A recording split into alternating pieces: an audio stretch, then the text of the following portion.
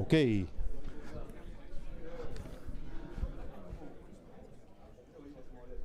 Okay, welcome. Welcome, everybody. Maybe a surprise for some people that we talk in English this afternoon. I heard some people, it was surprising that we did it like this. Good morning, good morning and good afternoon. So we're switching with Uustatius and Amersfoort this afternoon. We are presenting the two biographies today, of Saba and of St. Eustatius or Uustatius. And also good morning to the approximately 200 people who are watching us online this afternoon or this morning. Good morning. My name is Henk Baas. I work here at the Cultural Heritage Agency, and I was the client for this project, and I am here to guide you through the program, which is somewhat of a challenge, because we are switching with the people over there. And Raymond, I try now to get in contact with Remy. Aha. Remy, can you hear me?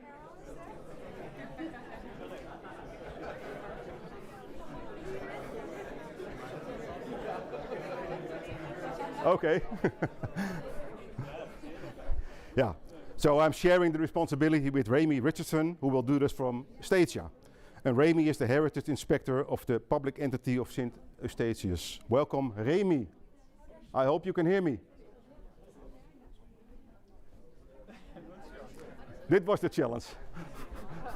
Okay. A special welcome to the island councils and the executive councils of Saba and Uustatius, especially Commissioner Heiliger of Saba and Leerdam of Uustatius, who are over there, who are responsible for the cultural heritage on the islands. Also a special welcome to Barbara Wolfersberger, the new Director General for Kingdom Relations. And also I have to mention Jaap Krokewit, who is also in our neighborhood, which is, he submitted his photographs to this project, which we are very glad to. Before we start, we like to have a minute of silence. And I was hoping that Remy could tell us a little bit more about this moment. But I'm not sure we have contact over there. Okay, then we start here in Amersfoort.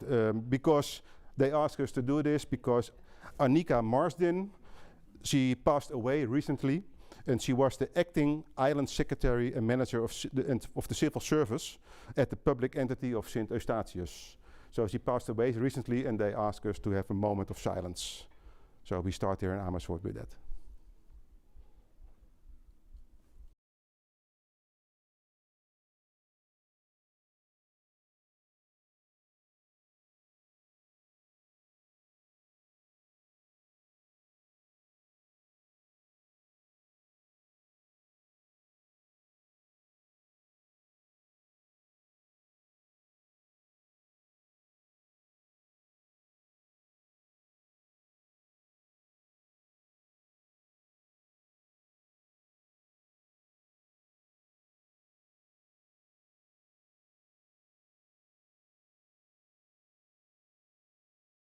As you have witnessed, there is not any contact at this moment. Yeah, you check, Gert-Jan? Okay, because we need it, of course.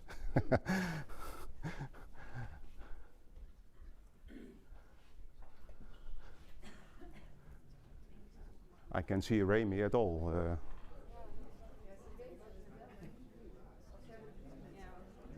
Well, this is a little bit the charm of this this afternoon session, possibly.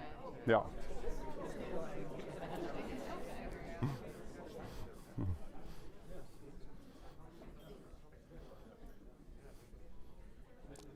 I think he could get in contact with the telephone. Yeah, he's coming shortly.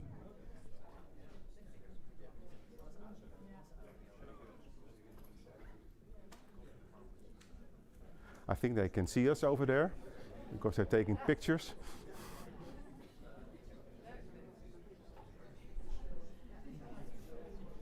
Yes, we can see you guys.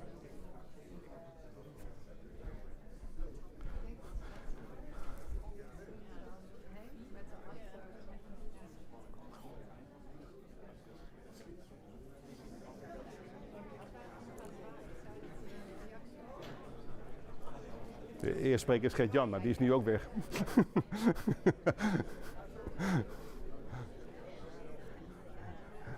We hebben het allemaal getest, net deed je dit nog.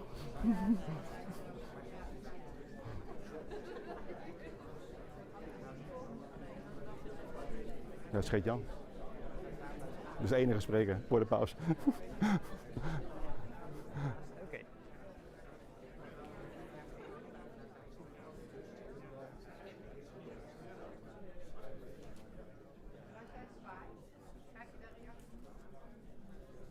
Ik kan het even proberen in de camera. Maar Gert-Jan is nu wel in verbinding met daar.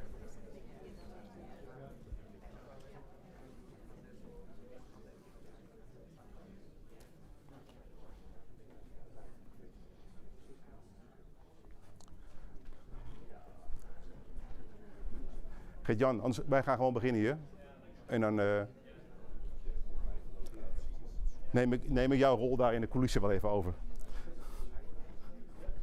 Challenges. But they can hear us over there? No, they can't hear us, and we can't hear them, but they're working on it. So they started also inside. There are also people inside, apparently, and Remy is giving the introduction inside now. Okay. Okay, let me briefly review the program with you. You can see it here at my back. We begin also with the presentation of Gert-Jan de Boer about the background of this project, which also provides some insight into our collaboration with the Caribbean region of the Netherlands. Afterward, we'd like to test your knowledge about the Caribbean Netherlands and the European Netherlands. After the break, Remy Richardson and Sharifa Balfour will present the two biographies from over there, from the islands. And we also have a short conversation with the researchers who contributed to these publications. After that, we will present the biographies on Saba and Eustatius, and also here in Amersfoort, and we also present to web viewers. And we will conclude our program with a dinner or a lunch over there. So that's in short what we're going to do until 6, something about that. Two more announcements. You witnessed already, we do this simultaneously from Amersfoort and Eustatius, and we have some technical challenges. So I wanted to say this in advance, but you witnessed it already. So apologies in advance for any minor or major glitches. And the last one, we also record this event, and we take some photographs. Robin over there will take some photographs. So if you have any wishes not to be filmed or to be taken on a photo, please let us know, and we can take this into consideration. Yeah? Okay.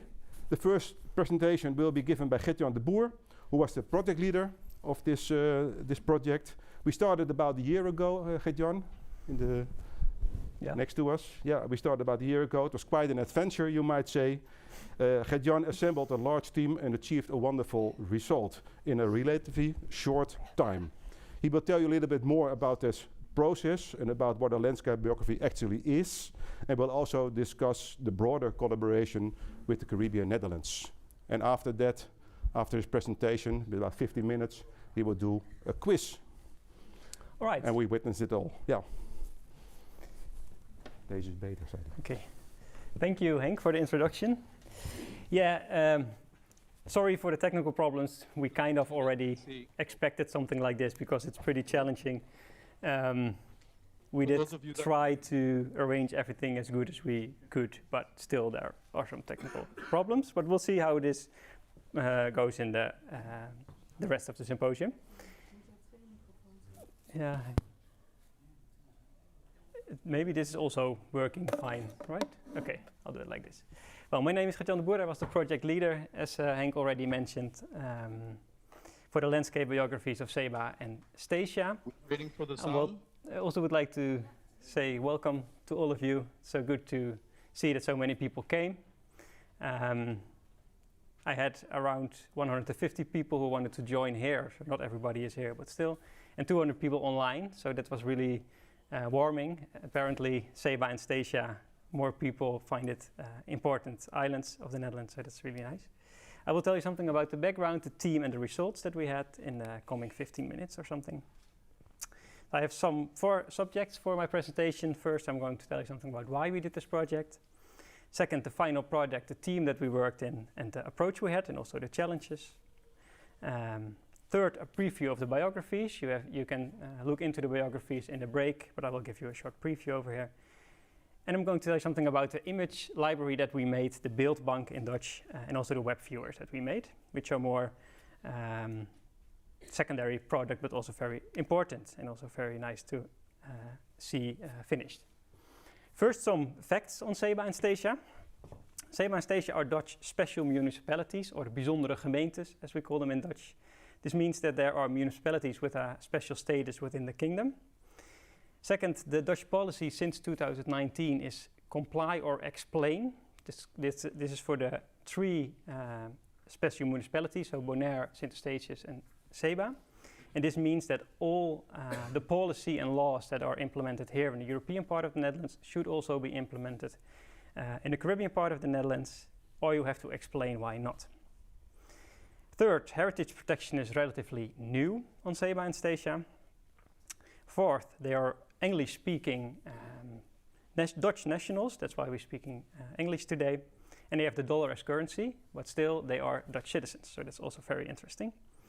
And the fifth, I also want to stress out, they are really unbelievable beautiful islands. They really touched my heart when I was there this year, so I think it's also very good to keep that in mind. So just a small map. I think most of you know where it is, else you wouldn't be here probably, but still. Puerto Rico over here, Venezuela on the south, and you can see Aruba, Bonaire and Curaçao, the Benedenwindse eilanden on the south, and Sint Maarten, Sint-Eustatius and Saba more in the north, next to Puerto Rico. So why this project? First, it's good to know that it was a request from Sint-Eustatius and Saba. So it was on their request that we made these landscape biographies.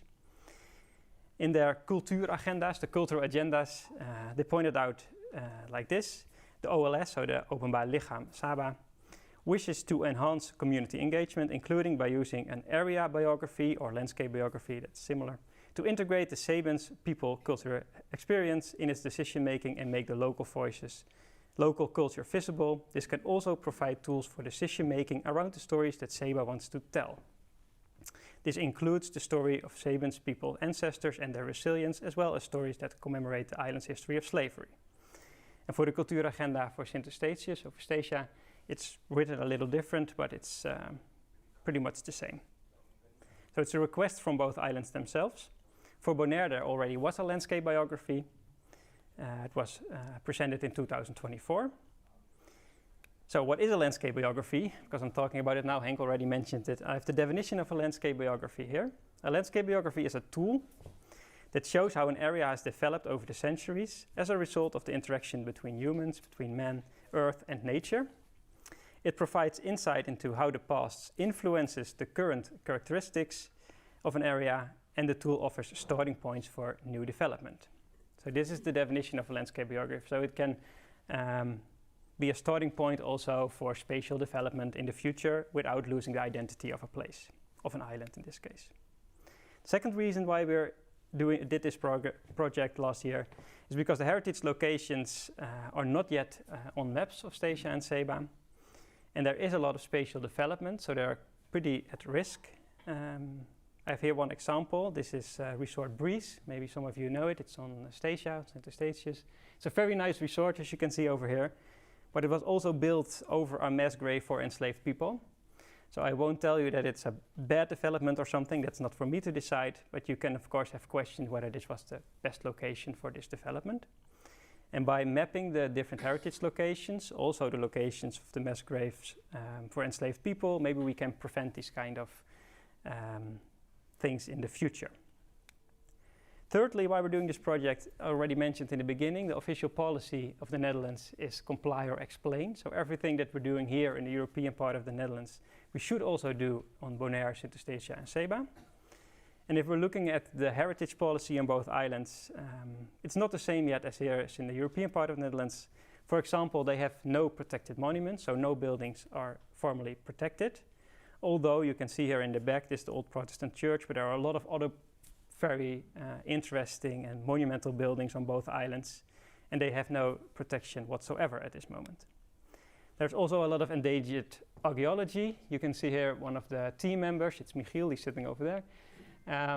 holding up a piece of pottery from the indigenous people, so the people who lived on the islands before the Europeans came.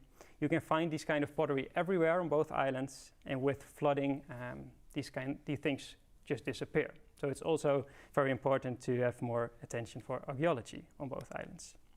And the third reason for Comply and Explain is also because we at the Cultural Heritage Agency of the Netherlands, we barely have any information on Saba, on Statia, in our own maps. We have a lot of maps. You can look on our website, there's dozens of maps, but nothing or very little on Statia and Saba. So it was also for us something to fill this gap. And the fourth reason, it's maybe the most important one, is that heritage is seriously under threat on both islands. I will come back to that later, but here already some examples. This is, for example, an oven. Is in a plantation on Statia. It's a former sugar plantation. You can see here, this is the cliff, so it's almost due to erosion falling down. So in the coming years, this will be lost, or there should be measures to preserve it. So you can see this kind of heritage, plantation heritage, but also a lot of other heritage is seriously under threat. This is another example. This is the sisal factory from the 1920s. It's beautiful if you like ruins. I think it has some kind of beauty ruins, but still you can imagine in the coming years this will also be lost if there are no measures taken. And if anybody here ever been on Statia, they will also recognize this. This is the lower town. There used to be dozens of warehouses, but also brothels, all kind of buildings, and they are all fallen to ruins, as you can see over here, and the sea is reclaiming them day by day, and in the coming decades, if there are no measures taken, these will also disappear. Another example, this is a gate of also a plantation, English Quarter plantation, and you can see the gate is already deteriorating, but also the road. There are plans to pave the road, and it also has to be broader, mainly for the resorts, where I show you the picture of. And then also the landscape is changing, and the little stone walls on both sides, which were placed there by enslaved people, also might have to go. So these are all challenges for the heritage that's still visible on both islands. Last example, this is Saba. Of course, people also have to live, so cities of small towns always expand. So if you look at, this is a picture from the 1950s, and if you look how it's now, you can see the spatial development is going pretty fast. It's still beautiful, but you can also ask questions, how can we preserve the identity of this village, it's the bottom, and still develop further? Well, these were just some examples. I will now tell you something about the final products that we made, the team that we did this with, and the approach that we had. The final products are three different things. Of course, primarily we made the landscape biographies. This was the primary goal of this project. We made a book, a digital PDF, and we're working on a graphic novel also to get it more understandable for younger people. We also made stories, and we used data on the impact of climate change on heritage. These are digitally available. I will show them later today. And we made the heritage viewers. So the heritage viewers are really summaries of the landscape biographies, but then in maps. And I will also show you some of those in a minute. This is the team that we worked with.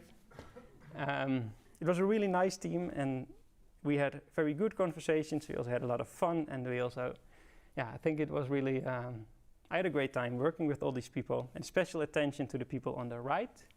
Sharifa Balfour on the top right, she works at the Saba Heritage Center. She was absolutely essential for the work on Saba. And Rami Richardson in the middle, just under her, he works at the Public Entity of Statia. And we tried to make a team as much as with a lot of people from the Caribbean part of the Netherlands. That was quite challenging, I must be honest. But we did find also experts from over there, and this is all the backgrounds of the different people working on this project. You will meet them later today. The approach that we had, as Henk already mentioned, the project started 1 year ago in January 2025. We had a field trip in April 2025, and we gained as much knowledge as possible from the Sabans and stations themselves. So we tried to lose our professional view sometimes and really talk with people and see what they think their heritage is, instead of using the knowledge that we already had. We also had a collaboration with specialists from different places of the world, and we had in the biographies a special attention to nature and intangible heritage. That's because when we spoke to people from Saba and Statia, we noticed that intangible heritage, for example, festivities or traditions, were often more important than physical heritage, than buildings, for example. While we in the European part of the Netherlands tend to think of heritage as something physical, they also tend to see heritage as something intangible or even nature. So in the biographies, there's quite a lot of intention for nature and intangible heritage. You can see here on the left, this is the community engagement meeting on Saba. This is one of the meetings we had on Statia. So we really try to talk to as much people as possible to get the knowledge we had to have to make the landscape biographies. Then the preview of the biographies. Today is the official launch, so you will just see a preview. You can also look at them during the break. Each island has their own biography in both English and in Dutch. They are available physically and digitally, and the ambition that we had from the start was to have well-researched content, but approachable language and 50-50 images and texts. If we succeeded, that's up to you. One of the cool things I think we did was this. We made cross sections which show the islands before the colonial period, so from the year 500 to 1600, when the indigenous people lived on both islands. It shows the high tide of the colonial period with a lot of plantations and slavery, of course. And it shows the island today. So in one view, you can see the development of the landscape in, 1500 years. And it's a very short summary of the whole biography. We also had a lot of maps. This shows the people of the places where we found remnants of the indigenous people, for example. A lot of pictures, as I already mentioned. And we also had the photographer that's here today was also joining us on both islands. So we have a lot of new pictures. It's also, of course, presented in the book. Maritime archaeology, because it was really a hub in the Caribbean trade. And as I mentioned already, a lot of attention to nature, so also to species. And as I already mentioned as well, living heritage, so intangible heritage, craft, celebrations, and food. And architecture, of course, also has a place in the biographies, also how the buildings are made, how they can withstand very tornadoes and hurricanes. So this was a short preview, and now I'm coming to the secondary results of this project. We also have, for the first time, a really big image archive now. We have hundreds of new images that you can find on our website and download in high resolution. We also used quite some museum collections that we also added to our own image archives. We had an acquisition of a private collection from Meneer Krokewit, who is also here. I can see him sit over there. His father made pictures in 1953, and he donated them all to us. So they are also available now online. This is the collection Krokewit as we gained them from 1953. So they're all now available on our website. And this is also this shows how the heritage viewers look now.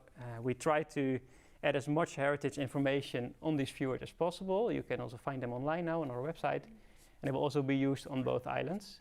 And also we added pictures just to make it more for people to envision how the island actually looks like.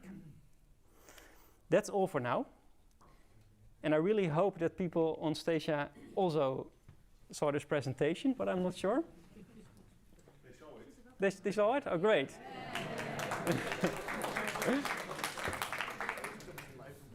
Hello, everybody over there. You can continue. Okay. All right. I will continue now. Or maybe Remy, do you want to maybe say Hello? Something? Can you guys hear me? Yeah. Hi. Good morning, everyone. Thank you guys for coming out. You guys started a bit ahead of us this morning due to some technical difficulties, but we've catch up pretty good to you guys. And everyone, as you can see here, everyone say hello.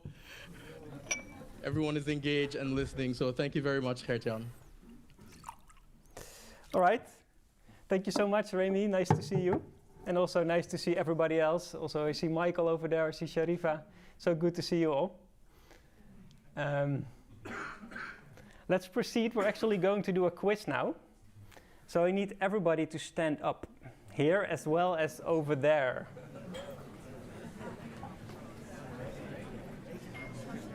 Yes, everybody.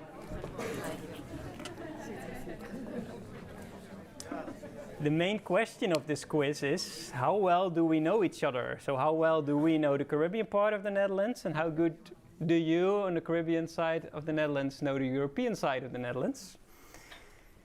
So there are some rules, of course. Every game has rules. Raymond, can you put it on screen, the rules? I can also explain. We have everybody stand up. Raise your hand when I say A or B. There are always two answers, A or B. So when I say A, you raise your hand, and if you don't agree with A, you raise your hand by B. If you're wrong, you're going to sit down. There's no cheating today. And the flag shows if the question is for here, for Amersfoort, or for Oranjestad. So this will again be technically maybe a bit challenging, we'll see. And remember, participation is more important than winning. First one example. You can see here on the top left, it's the flag of Statia. So this means this question is in this case for the people on Statia. And the question is, who is this? And when I say A, you raise your hand if you think it's Dick Schoof, or B when you think it's Mark Rutte. It's easy as that. All right, we'll start. Is everybody ready also on the station side?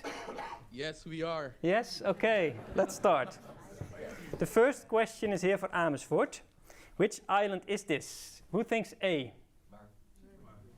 Oh. Oh. Yeah, 1 minute. Which island is this? A, everybody. Everybody who didn't raise his hand yet sits down, because indeed it's Saba. No, this is for Amersfoort. Only one? Yes. Okay. Okay. We're switching. Ja, maar dat is meerdere dingen. All right, for the people in Statia, which city is this? Is this A, Rotterdam? Or is this B, Amersfoort? All right, everybody who said A sits down. Everybody...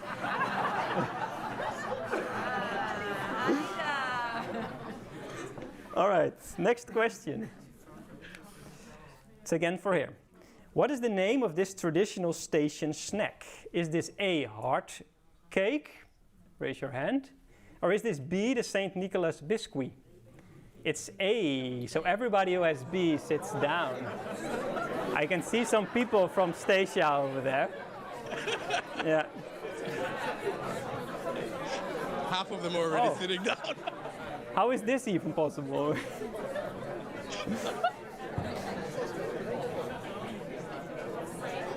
All right. We'll proceed to Statia again. The question is, what is the name of this winter dish? Is this A, stampot andijvie, or B, boerenkool? A or B? It's B, so everybody who thought A sits down. Sit down.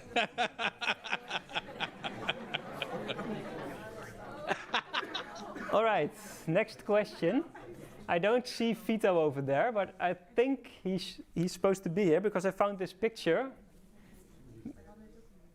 Yeah. The next question is this one. Vito over here is in the Island Council of Saba, so I found this picture. What's the name of the biggest sport event on Saba? Is this A, sea to scenery? Or is this B, the volcano blast? It's A, so everybody who said B sits down. Yeah? Okay, next one. Tight? Okay. Who is this most successful Dutch Olympic athlete ever? With 6 gold, 5 silver and 2 bronze. Because it's of course the Olympics now, so I thought I'll do an Olympic picture. Is this A, Femke Kok, or B, Irene Wust? Everybody who thinks that it's A sits down because it's Irene Wust.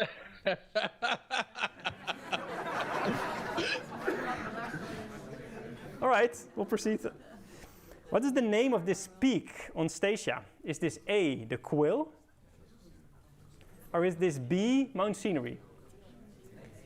It's, of course, it's A, the quill. So everybody who said Mount Scenery sits down. Mount Scenery is on Saba. All right, next question. I'm almost at the end. What is the name of this UNESCO World Heritage Site of the Netherlands? Is this A, the Universe of Jan Koop? Or is this B, the Planetarium of IJzenga? It is B, the Planetarium of IJzenga. So everybody who thought A sits down. Okay, some people still standing there in Statia. Here are also some people like 15, 20. So we'll see. What's the name of this snake that only lives on Saba and Statia? Is this A, the brown-headed hazel? Oh. What's the name of this snake that only lives on Saba and Statia? If you had looked at the preview, very good. Is this A, the brown-headed hazel? Everybody who raises his hand now sits down because it's the red-bellied razor. Yep. Just, let's see, 2, 4, 6, just 10 people here. All right, we'll proceed. Also an animal from this side of the kingdom. What's the name of this official Dutch national bird? Is this A, the kiewit, or B, the grutto? Everybody who thought A sits down because it's B, the grutto. Look, Michael is winning, or Sharifa? Michelle. Michelle. She's also still standing. All right, these are the last two questions. I think, if I'm correct, what is this? What is Saba's flag? Is it A, or is it B? Some people don't choose. That's impossible. You have to choose. Who thinks A? It is B. So everybody who's now raising their hand sits down. Saba's flag is with the nice star. Right, for the people on the other side, what is the flag of the province of Zeeland? It's a hard one, I think. What? Oh. Is that A or B? The right answer is A. So everybody who's said B sits down. No, all good. All right, this is actually really the last question to see if we'll get a winner. For the winner in Europe, how many people live on Statia? These are 4 answers. So who thinks A, 7,400? Who thinks B, 4,521? Who thinks C, 3,270? Who thinks D? It's C, it's 3,270. So, we have 2 winners over here. And the prize for you both is a biography. So.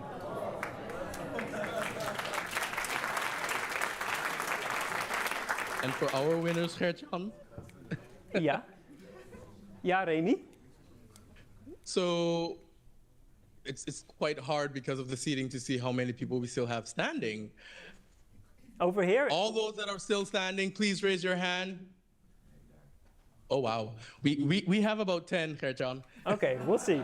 We'll see. This is a challenging question, Remy, so we'll see how they'll do. How many people live in The Hague is the question. Is that A? How many people live in The Hague? Yeah. Is that A, 621,974? Is that B, 69,387? Is that C, 120,382? Or D, 802,381? So, everybody for A. Everybody for B. Everybody for Z. Everybody for D. All right, it is B. So we have some winners over there, and you will also get a biography, all of you. Thank you so much for playing. Thank you, guys. All right, this was of course fun to do, I think. I think it's also fun for you, Remy, on your side. Of course. Okay, cool. But of course, there's also something serious, of course, because of course it raises the question, how good do we actually know each other, and what does that tell us? That's all for now. Okay. Thank you.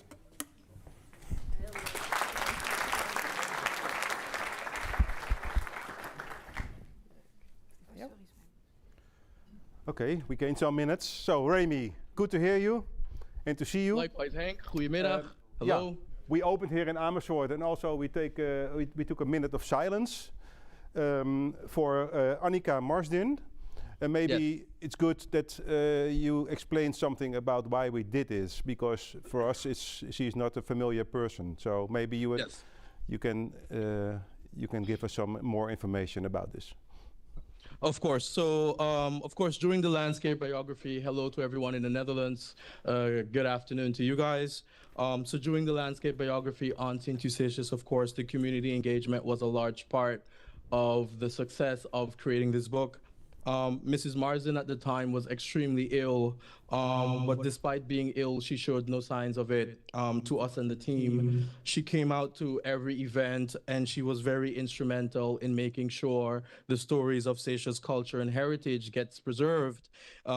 She not only came out every night, but she opened her homes. She called other people to take part. She got some of the seniors to come out. So when she heard about it, she was very excited to be able to finally have a biography talking about St. Eustatius and its heritage as she remembered as a young girl. Unfortunately, she passed away before the book was published.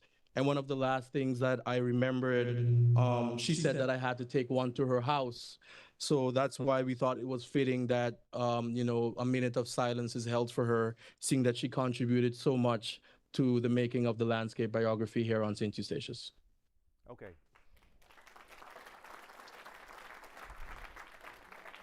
Thank you very much for this context. Yeah. Oh. Back to you, Henk. Yeah, but my mic doesn't work. Okay. This one work? Yeah? Okay. Yeah. Well, we have time for questions. That was in my program. We gained some time over. So there are no questions online in my... No? It's okay, Otto? No? No question online. But maybe there are some questions here or over there by you, Remy, about the introduction you and maybe also Gert-Jan gave us. So a lot of things will explain itself in a minute, but maybe there are some questions now already. Yeah? Any questions from the crowd here on the island?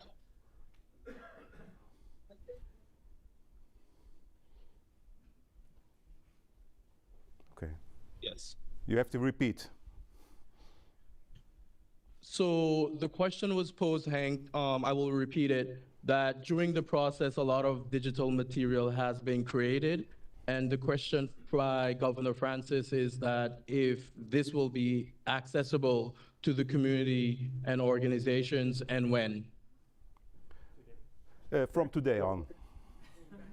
So from today. So there is the physical launch of the book that some will receive, and simultaneously online, everything will be also public information.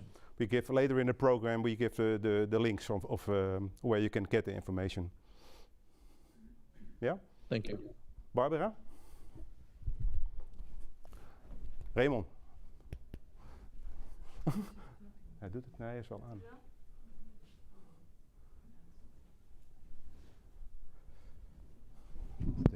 Yes, thank you. Hi, Remy. Good to see you. Here, Barbara from the Netherlands. Good to see you too. Good morning. Yes, we will see each other. And I see Lady Alida, and it's so nice to see you all. I was... Kom even bij. Dat zie je thuis ook. I was just wondering, and maybe it's a question to myself and my colleagues, but also OCW and other colleagues, because this sounds like a beautiful process that everybody has gone through, and now we have this beautiful product that we maybe are able to touch, but see online. But we, as maybe if I can say it from my old role, we from the RCA, we have millions of maps. We have so many stuff, and how are we going to make sure on the European Dutch side that we are really going to use it, and that our colleagues from Infrastructuur en Waterstaat, that our colleagues who are working with the physical domain, are really going to be using it and seeing it instead of I will send them a link and we will tell them once, and then they will be incredibly enthusiastic. But the next day they have other problems. And how can we really make sure, and how are we going to make sure that it's being used? Okay. It's a question to maybe myself, I don't know. But this is one thing we address later on in the program, because we have the map makers. So I asked them a question about this kind of issues. And I think also Arjen will address this topic, because we're providing the data online for everyone who wants to use it. In a technical shape that they can use it in their own systems, and also there needs a little bit afterwards take care of this process. It's not finished this afternoon in how to make things work at the place where it should have been used. So maybe it's a question we address on the question of I think Robin and Menne. Yeah. So keep this in mind, you two. We come back to later. Yeah, another one. Maybe, heb je er net? Ja? Nog een ministerie? Nee? Another one? Question by you, Remy? Ah. Ik ga zelf maar even heen en weer lopen. Dat gaat het snelste, denk ik. Stel jezelf ook even voor. In het Engels. Hi, thank you so much. My name is Remco van Riesen from the municipality of Raalte. I have a question for Remy. So I was curious from his involvement with the landscape biography, which part he likes most, or what part, the thing that makes him most proud. So I was curious about that. Okay, good question. Remy. Thank you very much. Which part? Yeah, you kind of put me on the spot there, because I actually enjoyed the entire autobiography. But what spoke to me the most is the human interaction with the land. Of course, every day as the island's heritage inspector, you discover new things. You work together closely with our colleagues in the Netherlands at RCE and with the sister islands. But when we were physically going through the landscape with Gert-Jan and the team, that is where the discussion started to, unfold. And what I thought was interesting for me, and it goes to Barbara's question, there are so many old ways to fix modern day problems here on St. Eustatius, where erosion is concerned and water management. And together with Gert-Jan and the team and Menne and everyone that were here, to go and hike the old gullies that are no longer in use, that once guided the water, to the sea, that are now closed off. These were the things that, stayed with me the most, because you realize that we truly have, one island, and after it's gone, it's gone. So it kind of really sparked my interest to kind of do more for the natural heritage, as much as I would call the heritage that was brought here, and that we are the custodians of today. So it really opened my eyes to what St. Eustatius is made from deep within. Thank you. Thank you, Remy. After the break, you will tell us more about the biography of Statia, of course. Are there more questions from you, Remy? Yep.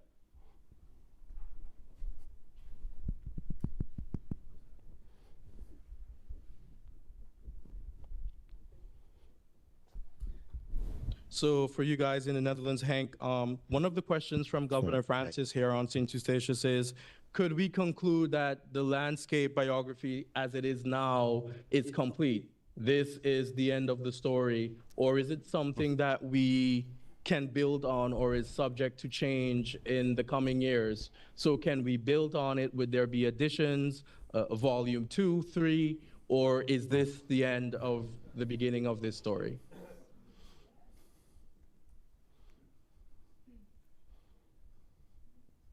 Well, we will answer this question.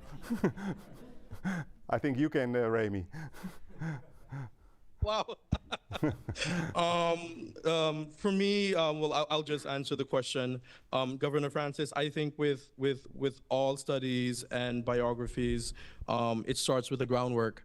So we lay the groundwork for today to study what is St. Eustatius and Saba made out of.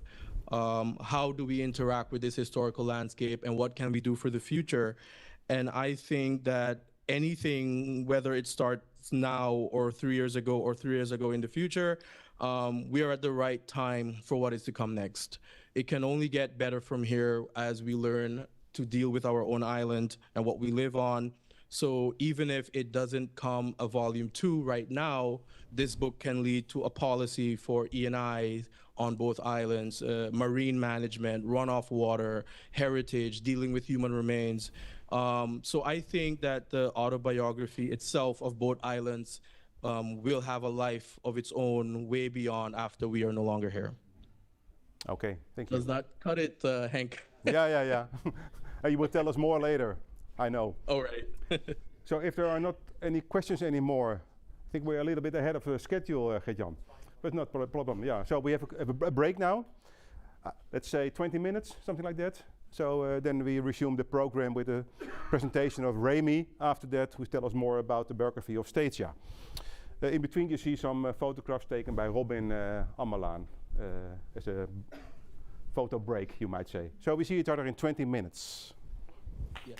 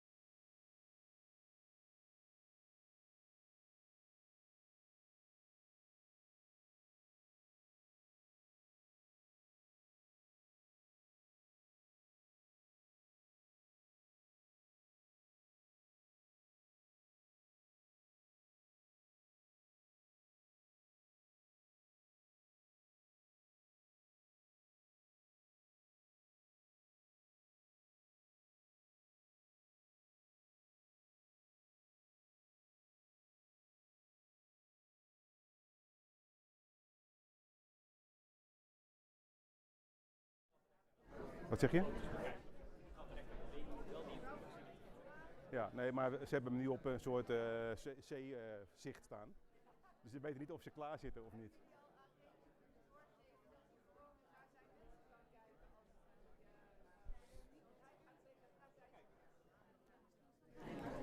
Oké.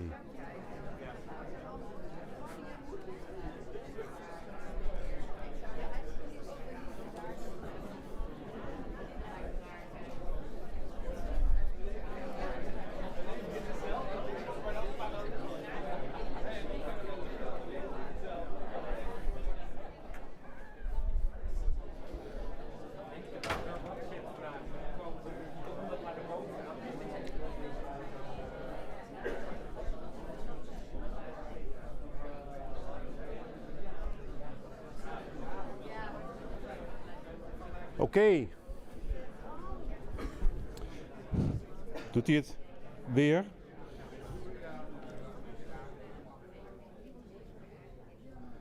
Oké, we gaan verder. Resume the program. Remy, you can hear me? Het staat nu stil. Yes, I can. Can you hear me? You can hear me, I understand.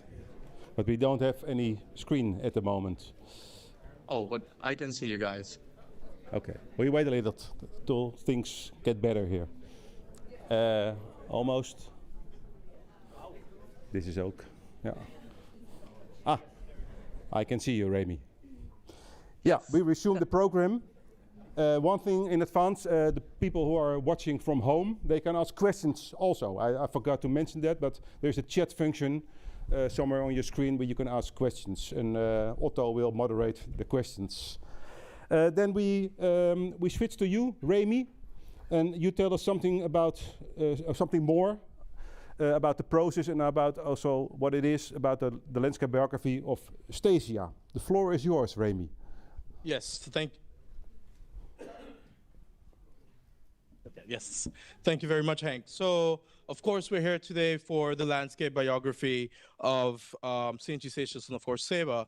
So one of the things is I will start by saying the landscape biography isn't just another book. And I hope it is not used also as just another book. And to help you understand why this landscape biography is important for those of you that are sitting here right now, and to our colleagues in the Netherlands, if you can see what I'm going to point to, I want everyone to just look outside right next to them. You will now see a few meters of beach and sand, a very rare sight here on St. Eustatius, something that we do not see regularly, and it is not periodically either. It stretches over a few years now and again that this area has sand. During the autobiography, if we did that during the research at that moment, the sea would have probably been less than a meter away from you. So that goes to show you how different it is. And this autobiography book that we created help us understand why that happens, why is that possible, what is happening to Lower Town, what is happening with the erosion on our island. And I just want to clear out why the autobiography also means a lot for us here on the island and the public entity. And I want to elaborate on what was said earlier this morning. We are, during Kertian's presentation, he said we are special municipalities. And I oftentimes like to say with special municipalities, we need to really zoom out on that first word, special, meaning when it comes to comply and explain, sometimes, just now and again, comply and explain also means implement the special in the special municipality status. So this autobiography is something that is catered for our islands. It is by us, by the community. A lot of community engagement was done. And all the professionals that came listened to all the fishermen, they listened to the planners, they listened to the builders and everyone that utilized this landscape. When we look at the autobiography, when you receive it and you see it online, you will see how we have interacted with the building environment and the island over the last 200-300 years. How have we used and utilized infrastructure processes on this island, and what is our island made of? What were the indigenous community doing during long periods of drought that we no longer do here today? What were they doing in the 16th century when the island was going through its trade bloom? So this autobiography, like I said, should not only just serve as just another beautiful book on a shelf, but it really help us to understand the square miles on which we live on. And what you will see is during the making of the autobiography, I said, we only get one home. We are a part, of course, of a big global system, but we only have one home. And when it's gone and we have destroyed it, it's gone for good. We do not get another one. We cannot download another part. Once it's eroded, it's gone. Once the animals are no longer here, they're gone. We get one chance to be the custodians of our heritage for the future. So that is why it's important for us to really understand the physical landscape, the built environment, the erosion methods, water, but also protect heritage. And even we must broaden our views on what we talk and think about heritage. Sometimes documentation is equally important as protecting. So we must document, we must do research, we must be open to understanding and learning more and more and more about how this island functions with people. In closing, I always also want to touch on the natural aspect a bit more. We should not take things for granted. When we look at the roaming animals, the livestock, it is our obligation to make sure that we take care of this space. When we look at the pictures that Gert-Jan shared, of course, you saw many of the heritage walls. There's a lot of urban development happening. The urban development is happening on a very large scale, but the scale of the island itself is not growing. Wider roads doesn't necessarily mean when it reaches to the end of the cliff, we get more land. You're actually edging everything up closer to the problem. We really need to look over our island with a magnifying glass. And that is why I hope the physical book and the digital records is not only something for culture and heritage, but it's for all government departments.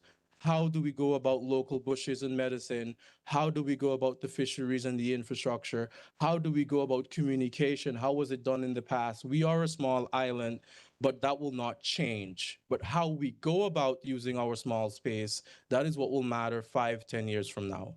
Thank you very much.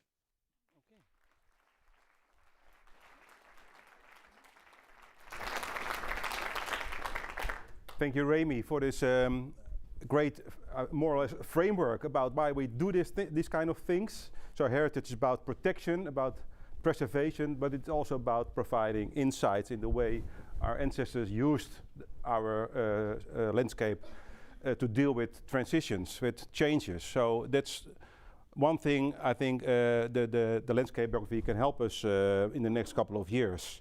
So we start now with the first five researchers. I asked them to put a chair. They know what they're going to do. And we going to have a little chat. So Nanette, David, Suzanne, Leon and Rowan. And an applause, of course. So we do this in 2 rounds. We start here in Amersfoort and then we go to Statia again, where Remy will ask a question. Yeah, and we share one microphone. So, and I ask one question, maybe 2. Nanette, I start with you. You've been working as our focal point or coordination for the Caribbean region of the Netherlands for a long time now. Can you tell us what changes you've seen in our collaboration with the islands over there? Thank you. Yeah, I thought about it. And is this working? Yeah. So if I compare, for instance, if we go back for 10 years, I think the contact that we had as RCE with the Caribbean region was more with the organizations who were working in the cultural heritage field and mainly with the countries within the kingdom. So with Curaçao, Aruba and Sint Maarten. And those contacts were, yeah, they were not very often, very incidental. If I compare to the situation now, we have more contact with the local authorities, with public entities of Saba, Statia and Bonaire. And those contacts and those meetings are more frequent and are more organized, and that is a different kind of contact we have now. Because we have frequently contact, we know each other better, and if you know each other better, you can better cooperate. So I would say we are really working together as colleagues now. And of course, we still have contact with the countries, and as RCE, we are there for the whole Caribbean region, like we are available as RCE for all Dutch municipalities. The change started in 2022 when former State Secretary Gunay Oesloe signed a cultural covenant with the public entities, so with Saba, Statia and Bonaire. And they agreed that to bring the basis in order of the cultural infrastructure, and that it was a mutual responsibility. And in that covenant, she also offered the expertise and the knowledge of RCE. So that's why we are involved in this process. The covenant was the same for all 3 islands, but per island it has been translated and elaborated in a cultural agenda. So the cultural agendas are different for each island, and the islands have focused on their priorities in the agenda. So we are still working together with OCW in The Hague, OCW in the Caribbean Netherlands, and with our colleagues in the public entities. We have monthly meetings about the culture agenda. And so there are lots of action points that we want to execute in the agenda. And one of the action points was actually this biography. So we are very happy that it is launched today and that it can be used for, well, what everybody says, for future developments. And it might also be inspiration for designs, for the ones who make designs for the new buildings that are planned. So we really hope that this will help future developments. Okay. Yeah, thank you very much.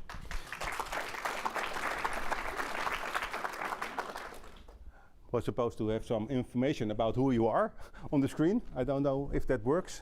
Raymond, do you have the information now? So, okay. Yeah, you like the pictures, yeah.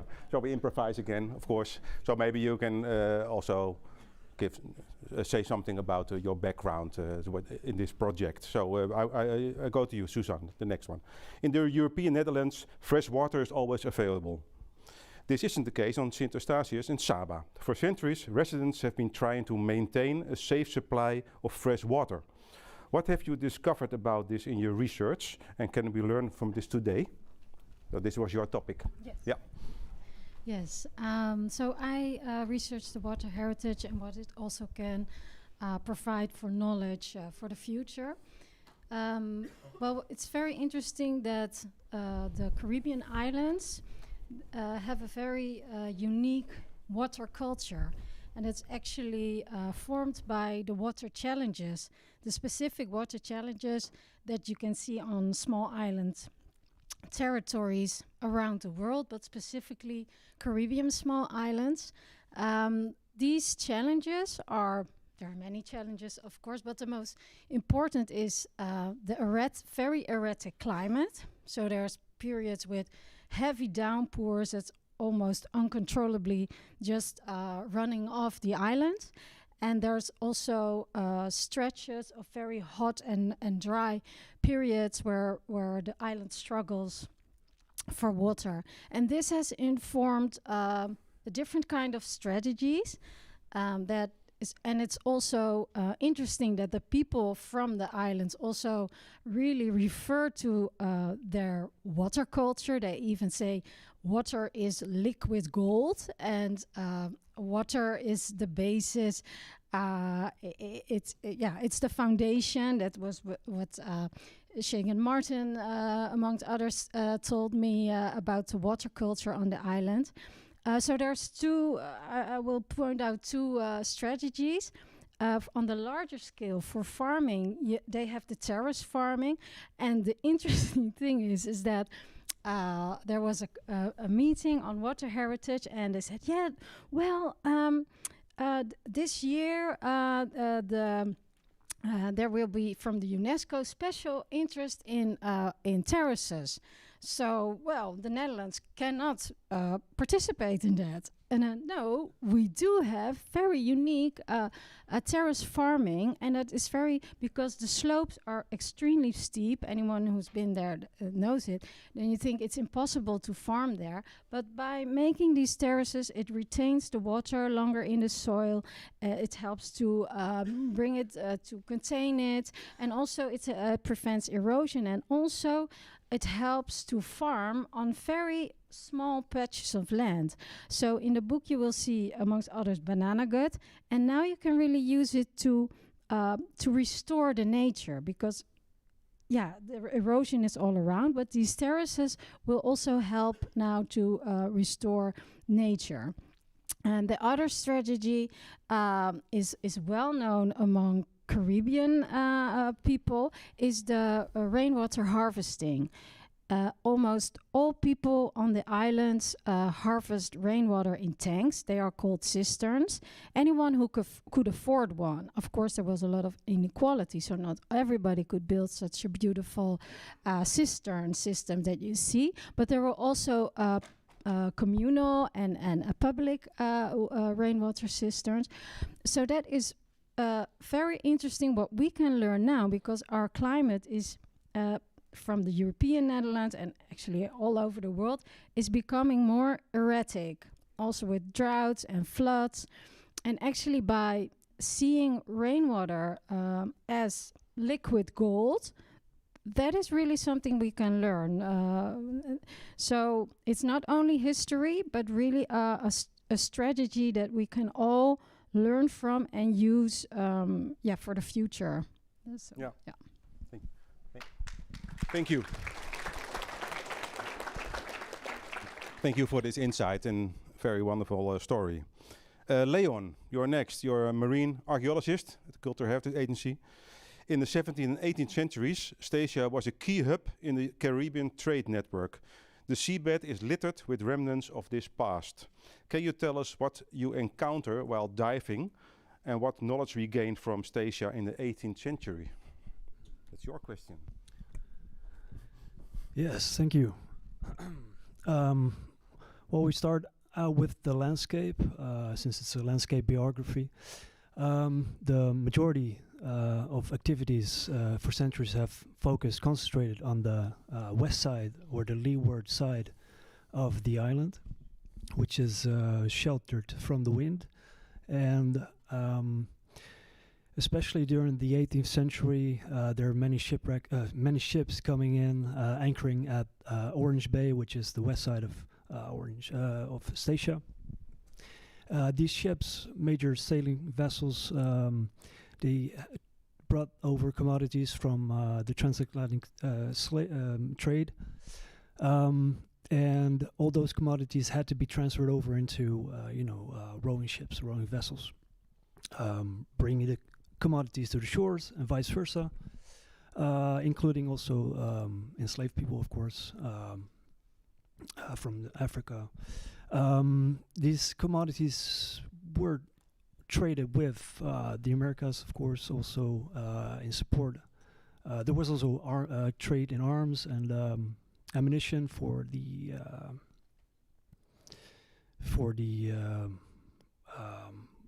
war on independence in North America, of course. All these activities were concentrated on the west side and on the waterfront. And the archaeological record on the water really shows and tells that story, where a lot of those finds that we did encounter on the water are related to that history, among which are finds of pottery, personal items such as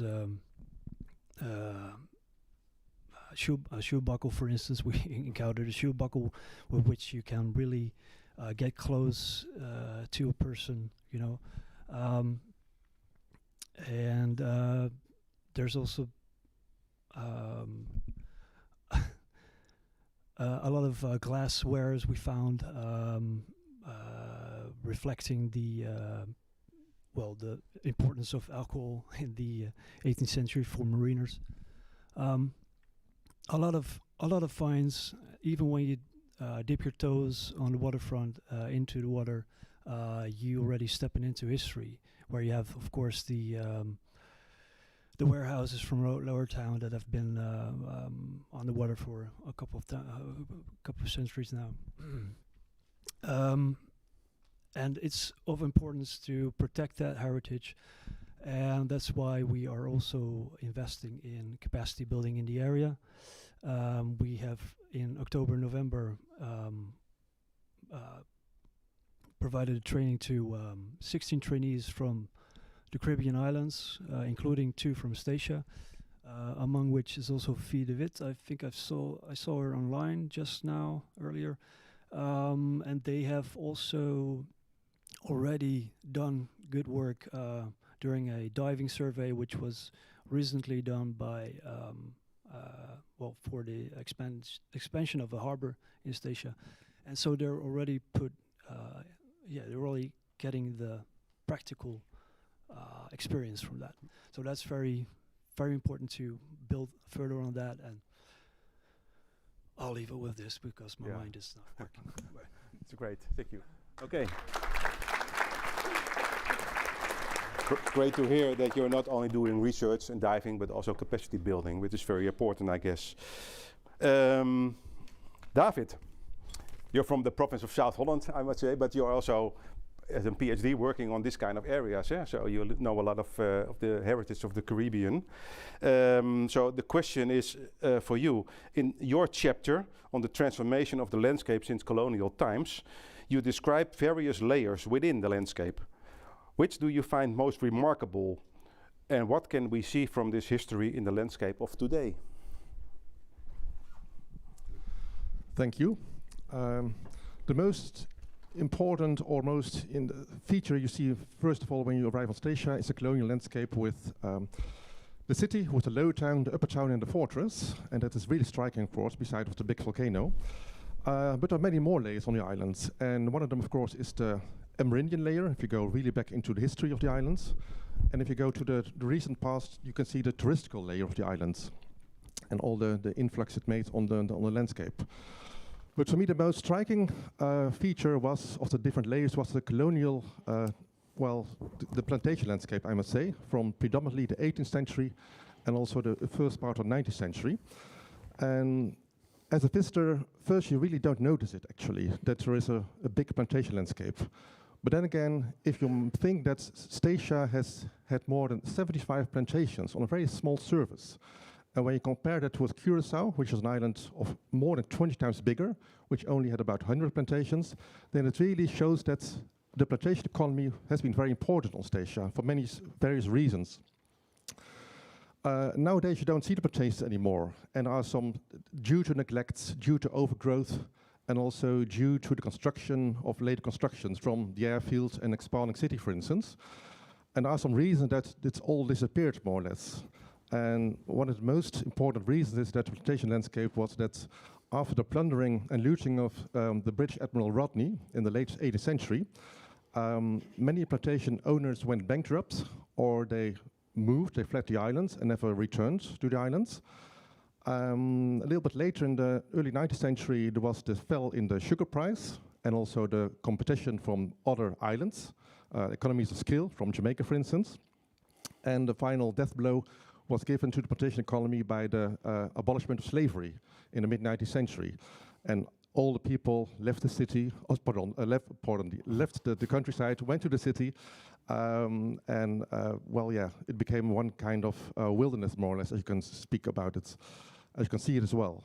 But if you look carefully, and thanks to Remy, we visited so many places on the island, so many different spots we probably would have not gone to, for instance, if we were alone, for instance.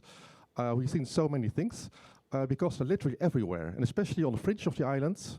For instance, in the Northern Hill, for instance, but also on other parts of the islands, you can see so many remnants like big gates, full plantation houses, 2-story high, including with old duck ponds, for instance, which were there for a kind of prestige. Cattle enclosures, for instance, ovens, windmills, sugar mills, so many things that you can see on the islands are still there. And as a visitor, first of all, for many people, it will not make such a big impact, but altogether, all these different remnants tell the whole story of the importance of Statia in the 18th century and also a little bit later on. They tell a whole story about its heydays, about its thriving economy, but also about the dark pages of the islands, which have been there as well due to slavery, because you find endless slavery walls on the island, big scars from a kind of past we tend to forget about it, actually. And all these little relics, small and big, are very important for the island, because one kind of superficial reason, they are fuel for quality tourism, of course, for the people who are really interested in the islands. More important, they are, of course, very important as a sense of pride for the people who live on the islands. And also, they are a stark reminder of how we can build a better, more equal society, and not forget about the things that we've done in the past over there. Okay. And so lots of reasons to cherish all the heritage of the island, especially the 18th century. Thank you very much. Yeah. Yeah, a lot of layers from the four of you. Mapping those kind of things, Rowan, was one of your jobs in this project, you might say.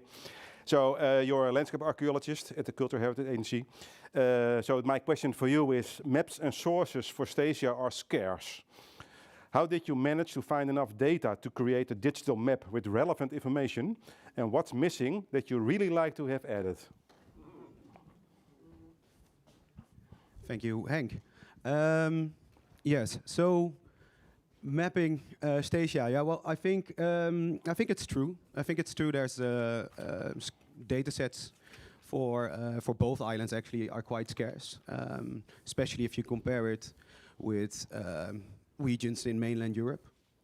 But then again, I would immediately argue that scarcity is not the same as absence, as data absence. It just requires a different approach, a more creative, perhaps more flexible approach. And I think we were already at the beginning of the project quite aware of that situation, and we try to implement such an creative approach. And we did so, and I'll try to limit all the technical and theoretical stuff surrounding it. But basically we applied what we call, what is called an historical geographical information system. So abbreviated, that would be an HGIS.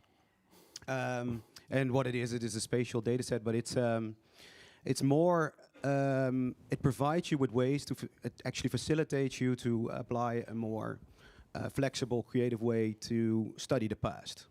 And one of the main advantages of the situation, if people are interested in learning more about this, we also included a very extensive technical documentation to the system. You can all read that, of course. But it's, but enough to say it's that it's a system that has for certain advantages, and one of the main advantages is that it allows you to what is called regression mapping, to apply regression mapping on the area, and that's also what we did to both islands actually. And regression mapping is basically you use the present-day situation and work your way backwards by comparing and linking historical sources to the present-day situation. And by doing so, you can increasingly every time take a step backwards in time. And one of the main advantages, especially in a situation where data is scarce, is that you can go as far back as the data is available. So sometimes you can go way back, sometimes you will stay 2-3 centuries, but it's possible to at least combine all the information that's available. It also allows you to add a lot of different, huge variety of data sets into one system, and that's also quite handy because we were also asked, of course, to provide spatial information, digital maps for all the researchers in this project. So we were able to also include data on archaeology, on geology, on hydrology, on well, you can, everything is able that has a spatial component can be added to the system as well.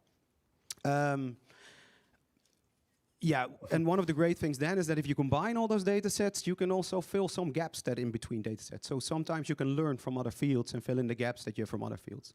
And from that perspective, I will also say data is scarce, but there's also much more available than we at the beginning would have anticipated. And not at least due to the help, the great help of all, of also the local people on the island, living on the island, who graciously and generously gave us a lot of information and even a lot of data sets that we also include into the system. I think that's also for me. So the system itself, it's the basis of the viewers that you will be presented later on today, but it's more extensive than that. But I think it's a really nice starting point for future research as well. So it gives a great overview of a lot of data sets that now are available. So I would rather call it a data framework than a digital map, but there's a lot of digital maps in it, so you can see it as a collection of a huge collection of data maps. Bringing back to the final remark on your question is that what would I like to add to the? I think there's David already came towards that as well. We have a great map showing the plantation landscape of the 18th century. It was hugely interesting also to process for this, but there's also a lot of archival information, for example, historical sources that it was beyond the scope of this project to include that as well, but the whole system is built to expand upon, so it's for future research, but that would be really great if somebody would take that up. Great, thank you. Great, yeah, great. Happy with this kind of answers? Because you're out talking. No. Okay, we continue it. Okay, then we switch over to Remy on Stasia because Remy has a question on Michael. So Remy, hi, it's up to you. Welcome back. Thank you. So, of course, hello guys. Welcome back. Of course, we have more people with us here, so I'm just moving around, engaging with everyone, making sure everyone is enjoying the autobiography, and if there's any questions in the room. But I do have a question. So for Suzanne Leon, I remember during the autobiography when we were going through the various gullies and the sites, we saw the difference between the modern techniques and the original techniques from 200 years ago. So how would you say that have heavily influenced the current landscape here on St. Eustatius? It's very interesting to see that there were systems, huge systems, actually that deteriorated, that made really smart use of the geography and the natural circumstances of the island. So you had these that you showed us, Remy, this really big cascading cistern system, and that also provided water for the hospitals and for public cisterns. So this is actually amazing that these kind of systems very quickly disappeared. It's amazing to think that the people were so resourceful and inventive to come up with these locally embedded systems that, because if you live in a flat land, you would not come up with a system like that. So, and we think that this was implemented on more areas of the island, but there was also a lot of damage, bombarded during all kinds of wars. So I think that the making use of the natural system, so I pointed out the terraces and the cisterns, but the gully system and how probably already the indigenous people used the gully system to collect and to retain the water, and then in the colonial period, and now you see we've left this kind of knowledge, we forgot it, but I think it's very important that it's now formally in the in the biography, so other people from water utilities, because it's now very much focused on reverse osmosis, of course. So if we have these three systems, so the home cistern system, the public making use of the gullies and of the geography of the island, making more public cisterns, and of course you need a reverse osmosis. You can have a really off-grid and more large grid system combined, and that will be really smart for the future. Did I answer your question, Remy, or did I take a U-turn somewhere else?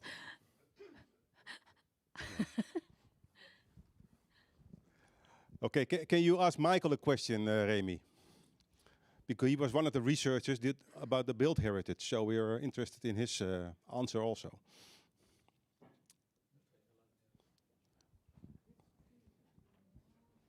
We can't hear you, Remy. Hello? Yeah. Yes. So I'm going to venture out to find Michael Newton, who was one of the autobiography special writers as well. He's coming inside of the building right here. So come and join me over here, Michael, so I can have a bit of a discussion here with you.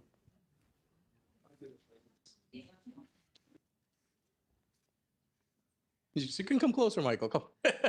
So I'm gonna. Nice to see you. So. Oh yeah. So Michael, you of course were one of the writers for the autobiography here on St. Eustatius, and you wrote a very beautiful chapter about the built environment, protecting monuments, and of course here on St. Eustatius we have the historical core. But one of the things you also expressed in your advice in this beautiful autobiography is that it should be expanded. And you're saying that the current core should be expanded to include a larger area. Would you like to clarify to us why that is and how did you come to that conclusion? Yeah, sure. Thank you, Amy. Thanks for the question. Indeed, it's I have been describing for the landscape biography the historic villages and houses in Saba and St. Eustatius. And what you see is step by step, really, they deteriorate if you don't protect them. And that's being done step by step. We have that very nice story about the governor in Curacao who proposed 1 century ago, beginning of the 20th century, when he sent a letter to all the 6 islands of the then Netherlands Antilles, before it was Netherlands Antilles, and asked all those islands if they have monuments which should be protected. 5 islands reacted to the governor saying, no, we don't have any monuments. There was 1 island who said, we have buildings which should be protected, and that was Statia. So already 100 years ago, the idea on Statia was that they have something special, and that it should be protected. And the problem is always, the challenge is always to the protection itself. You need legislation, you need people to implement the rules and things like that. And on the small islands, it's always a problem. And even in Curacao, which is larger, we also have the same problem. But the protection itself is very important, of course, if you want to protect your historic buildings and your historic atmosphere. Quite some decades already, steps are being made, and I'm glad to hear now, the last year, that on Saba and on Statia, steps are being made again to protect the buildings. And something which helped a lot in the last few decades is the protected cityscape, beschermd stadsgezicht in the upper town of Oranjestad, which helped protecting that area. But in discussions with Siem Dijkshoorn, with Kees Soetekau, with you, Remy, we discovered that maybe you should enhance that area, because also here in Lower Town, you have a lot of history. And the problem with if you don't protect it is that it can be gone, but also that by new development, it can be also gone. We see it in Curacao, which is also Willemstad is a listed UNESCO World Heritage Site, and even with the pressure of tourism nowadays, the last 2, 3, 4, 5 years, you see that investors want to build larger things in the historic city, and at a certain moment the pressure becomes so high that the government doesn't resist enough, and larger things are being built, which is not according to the law and to the rules and to what we want.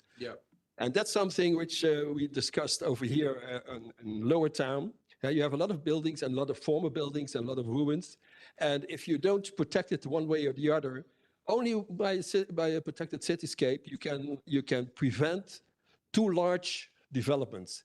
It doesn't say that there's no development possible. Of course, there should be development possible, but you should keep it within the character of Lower Town, and that's why we propose to enlarge the protected cityscape here on Upper Town and Lower Town to have a better protection of these areas. So that's the background of it all. And if you don't do it, at a certain moment, you will lose it. Thank you. Thank you so much. Thank you very much, Michael. Well, thank you, Remy. But we stay at you in Oranjestad. I say thank you for the researchers on this stage. We go back to the... We see the other ones in a minute, but first we go again to Remy, because Sharifa is taking the floor now.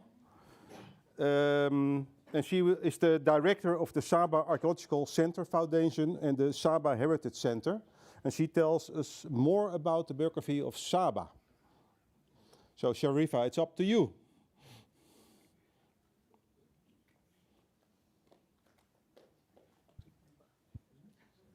Okay.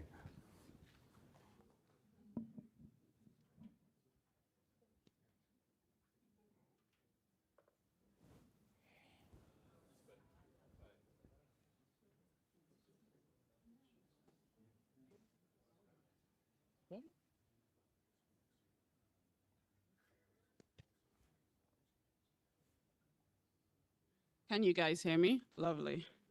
Yeah, we can Since hear you. protocols have been observed, I would like to welcome everyone again by saying good afternoon to us here on St. Eustatius and good evening to our colleagues in the Netherlands. For those of you that are not familiar with me, my name is Sharifa Balfour, and I'm the director of the Saba Archaeological Center Foundation, more commonly referred to as the Saba Heritage Center, and it's a pleasure to be here with you today.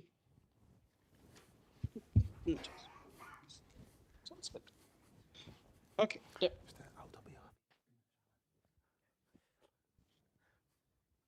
Okay, there we go, I hope.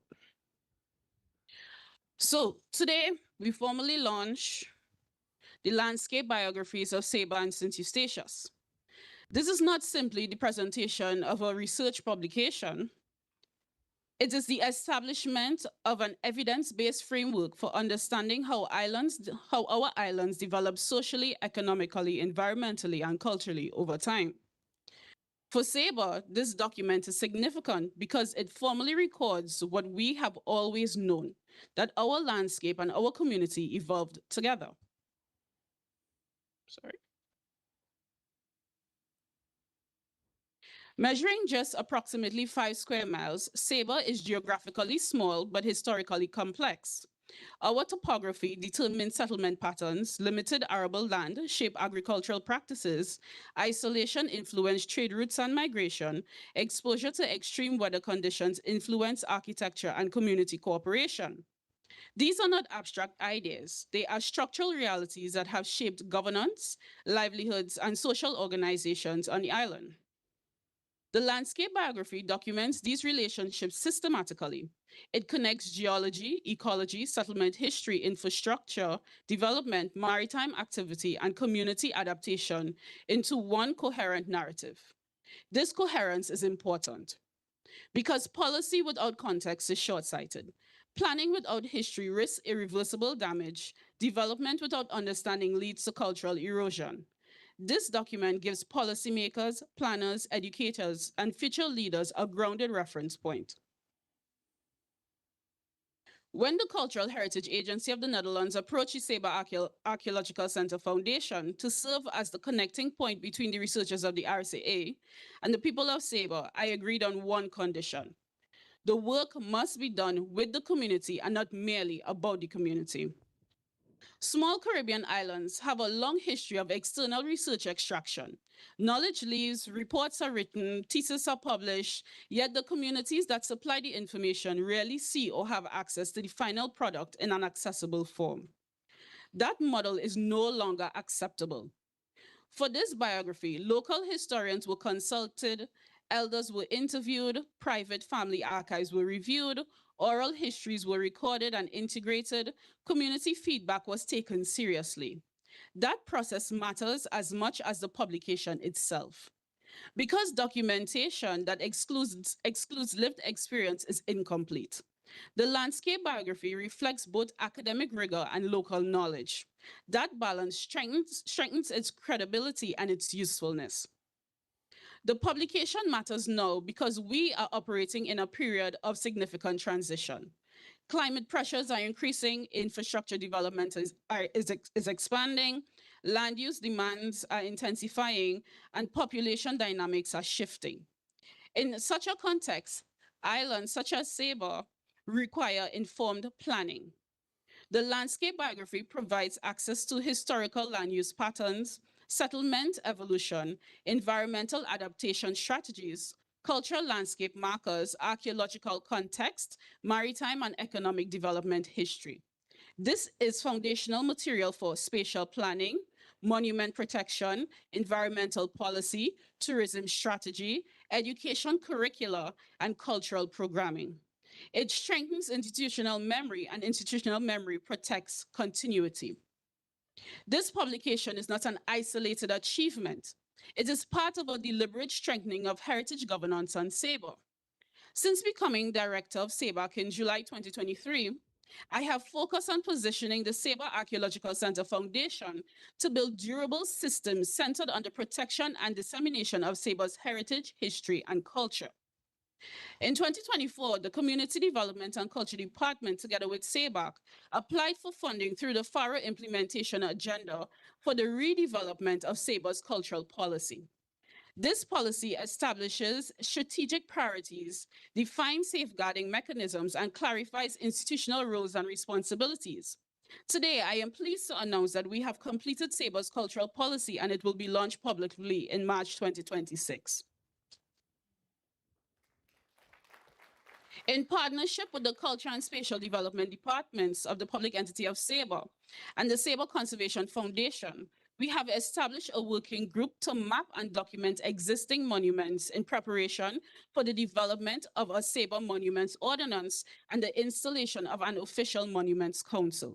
We are now close to formalizing that council.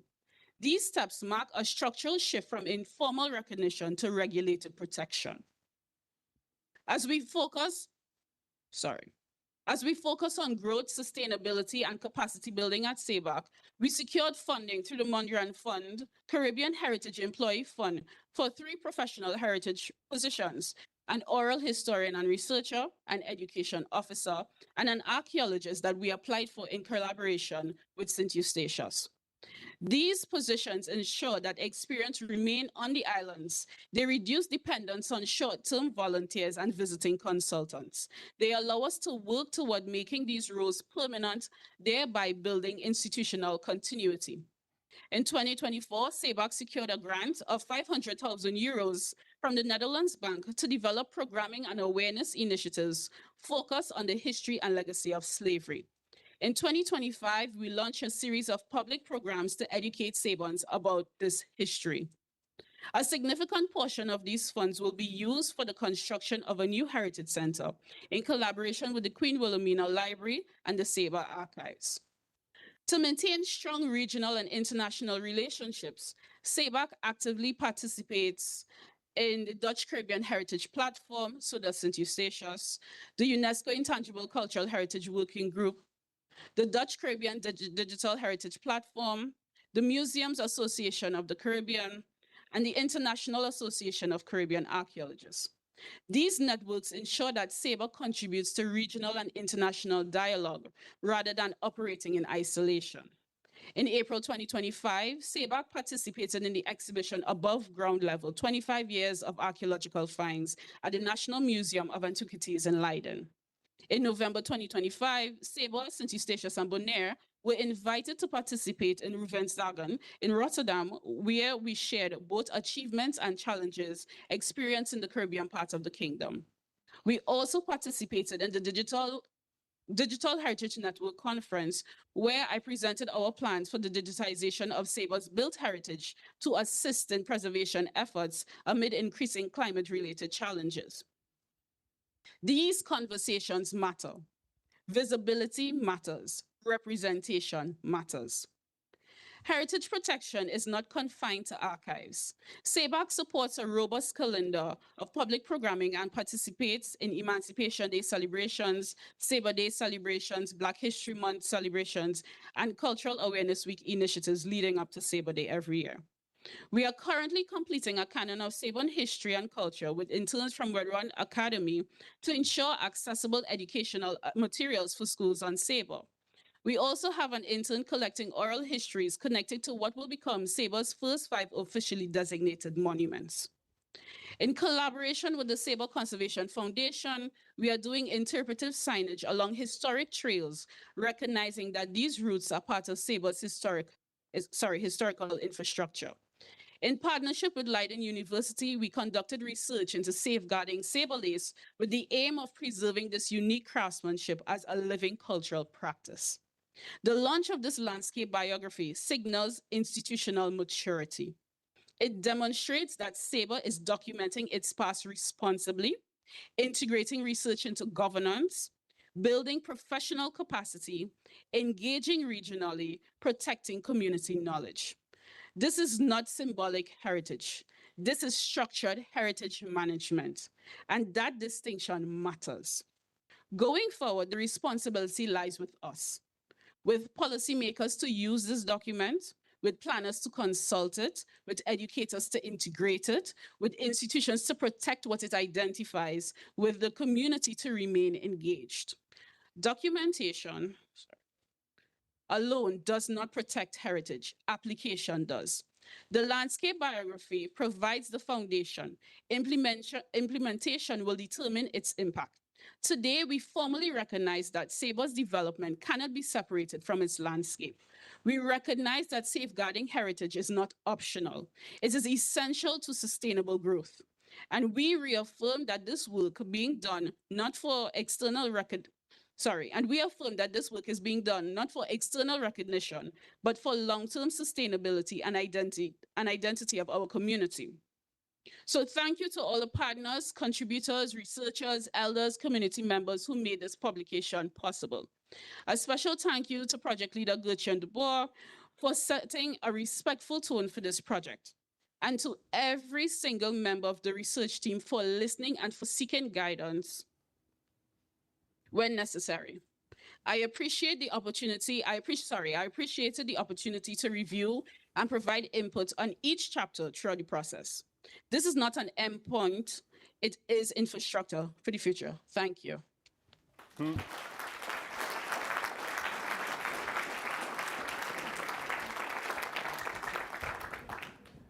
Thank you, Sharifa, for this wonderful talk about the way we cooperate in the biography project, but also you gave us a lot of insight in your ambitions on Saba of dealing with heritage in the future and the way you look at this kind of issue. So thank you very much.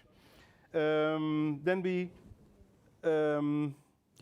continue our discussion with Q&As with the researchers. So I ask Harm Jan to come on stage, Maaike, Michiel, Jet and Menne.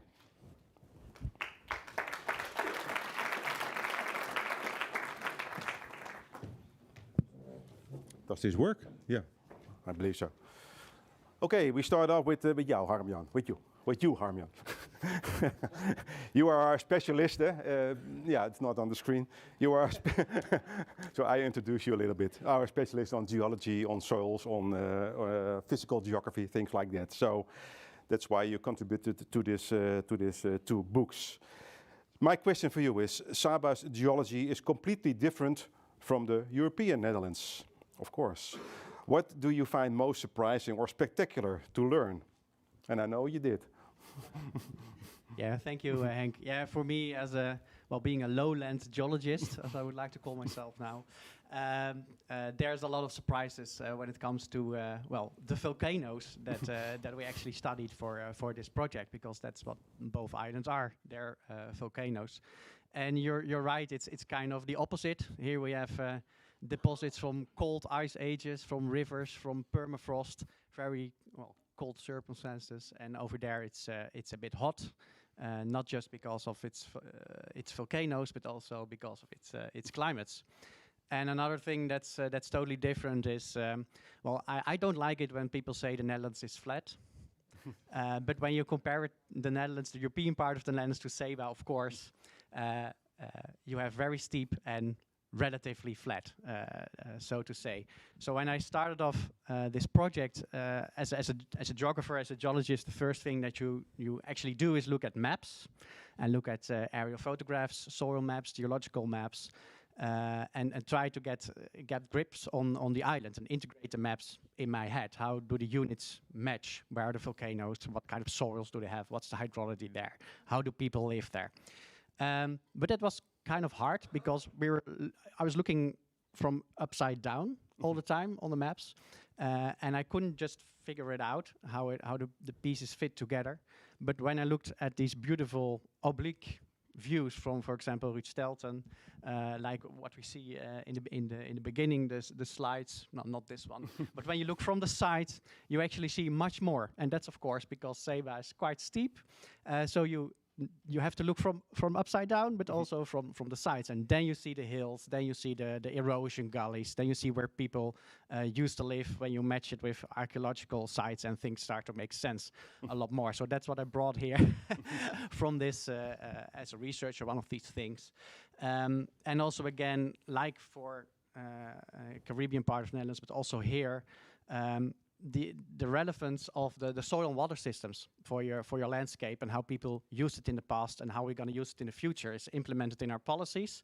It has had 3 different names over the past 2 years, like soil and water guiding, and all kinds of variances on that.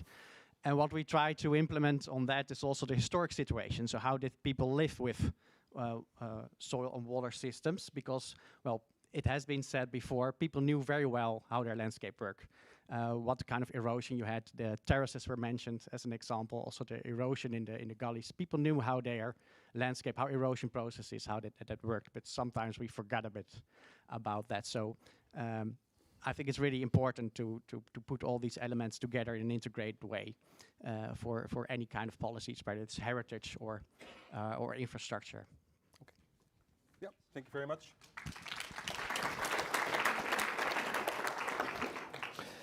We go over to Maaike. Maaike, you are an archaeologist from Leiden, yeah, and specialized in indigenous people on the Caribbean Isles. My question for you is: you specialize in pre-colonial archaeology. What do archaeological remains tell you and us about the life and work of these indigenous people? It's a big question. That's a huge question. But you prepared, of course. Yeah, one of the things that our colleagues already mentioned is the importance of visibility and the importance to maintain remains, to protect remains as they are. And the issue with indigenous Amerindian materials is that they are not so well visible in the islands. You have to look very carefully to find them, but they are there. And what we found out actually, returning to the islands and walking along a lot of the trails in Saba, is that the finds are actually everywhere. And they look very modest. It's pieces of pottery, it's some fragments of stone, it's some fragments of shell, but it's providing a lot of information because the shell and the stone, that's usually tools, and the useware on the tools can indicate us what they were used for, so particular activities are pointed out. The pottery is decorated in particular patterns. That's patterns that is shared among particular groups. So it gives us some information about group identity, contacts between villages, contacts in larger areas in the Caribbean. Also, we know about contacts existing in the Caribbean because people did not only use sources in the islands, but also went to other places to collect, for example, flint from Antigua, one of the only places where you can get that, but also stone from St. Martin that you can't find otherwise. So by just looking at these really modestly looking remains, there's this whole, well, world emerging. There's a story to be told, and I hope we kind of got that reflected in the landscape biography. When you look under the ground, we find features. So that's the traces that were left by the houses, the house plans that people were using, were living in. We can look at the layout of villages, so we get a bit of information about group organization again. And of course, in some locations, there is also human remains to be found, and those remains inform us about the actual origins of the people. So if people were born in either St. Eustatius or Saba, or if they got there at a later stage in their lives. So it's a huge, wow, I'm really enthusiastic about it. So it's a fantastic source of information. It's very sad, it's very difficult to visualize. So I think Sharifa at SABARC and the Saba Heritage Center is doing a great job in trying to bring that to the attention. Also inviting school children to and their teachers to be to be informed about all these materials that can be found. And we know that this is successful because Sharifa also told us that very often when people develop areas in Saba and they find materials, archaeological materials, they do bring those to the archaeology center. And that is, of course, a really big start for archaeologists to know where materials are coming from and to know from which layers they are coming. So, well, that's a big achievement, I think, by people working in Saba now. Is that answering your question a bit? Thank you for the nice words for Saba. Yeah. Thank you. Then we switch over to Michiel. Yeah, you're working on the nature conservation organization in the Netherlands, but you're a specialist, among other things, on the landscape of the Caribbean, you might say. I know you do a lot of research on that topic. So our question for you is, several villages on Saba have been abandoned. What stories did the Sabans tell about this? And what can you see and experience of this history in the present landscape? So the stories about the abandoned villages. It's a great topic. Yeah, thank you very much, Henk. Deserted villages, they always catch the imagination. I mean, it's always fantasizing about you're on a spot where once people lived, where once people were roaming, were working, were living, and those places now are abandoned. And this is something which is studied quite a lot in historical geography. I'm a historical geographer by training. And also on Saba, there are two places you can say that there were deserted villages. They were quite small, quite modest, but then they are there, and they are really important in the stories of Saba and in the stories of the people of Saba. When we were having these community meetings, they often came up. The most known one is Palmetto Point, also known as Mary's Point. A very small village, was deserted in 1934. The government evacuated this small village because of the really remote location of the village. It was difficult to get any assistance, medical assistance there. It was really difficult to get water there. And there was also the problem of inbreed in the local community. So it was evacuated in 1934. And this village is still really strong in the narrative of the island. And people told us a lot about how important this place is for their history, for the history of the island. Not surprisingly, we also spoke to a lot of local historians, and Will Johnson told us even that Palmetto Point was probably the first place where Europeans settled in the 17th century, because Palmetto Point is also a village on St. Kitts, a neighboring island. And he told us that early colonists from Ireland moved from St. Kitts to Saba and settled on Palmetto Point, named their small village after Palmetto Point on St. Kitts, so thereby having the first European settlement on Saba. So these are the kind of stories which are really told and still are so important to Saba, the island of today. But then, of course, when you're an historical geographer, you like to see if the village is gone, what can you still see in the landscape? What is still there? And I had the pleasure of going to Palmetto Point in 1999 together with David, also a researcher of our team. And we were taken there by James Johnson, a very known guide from the National Park in Saba.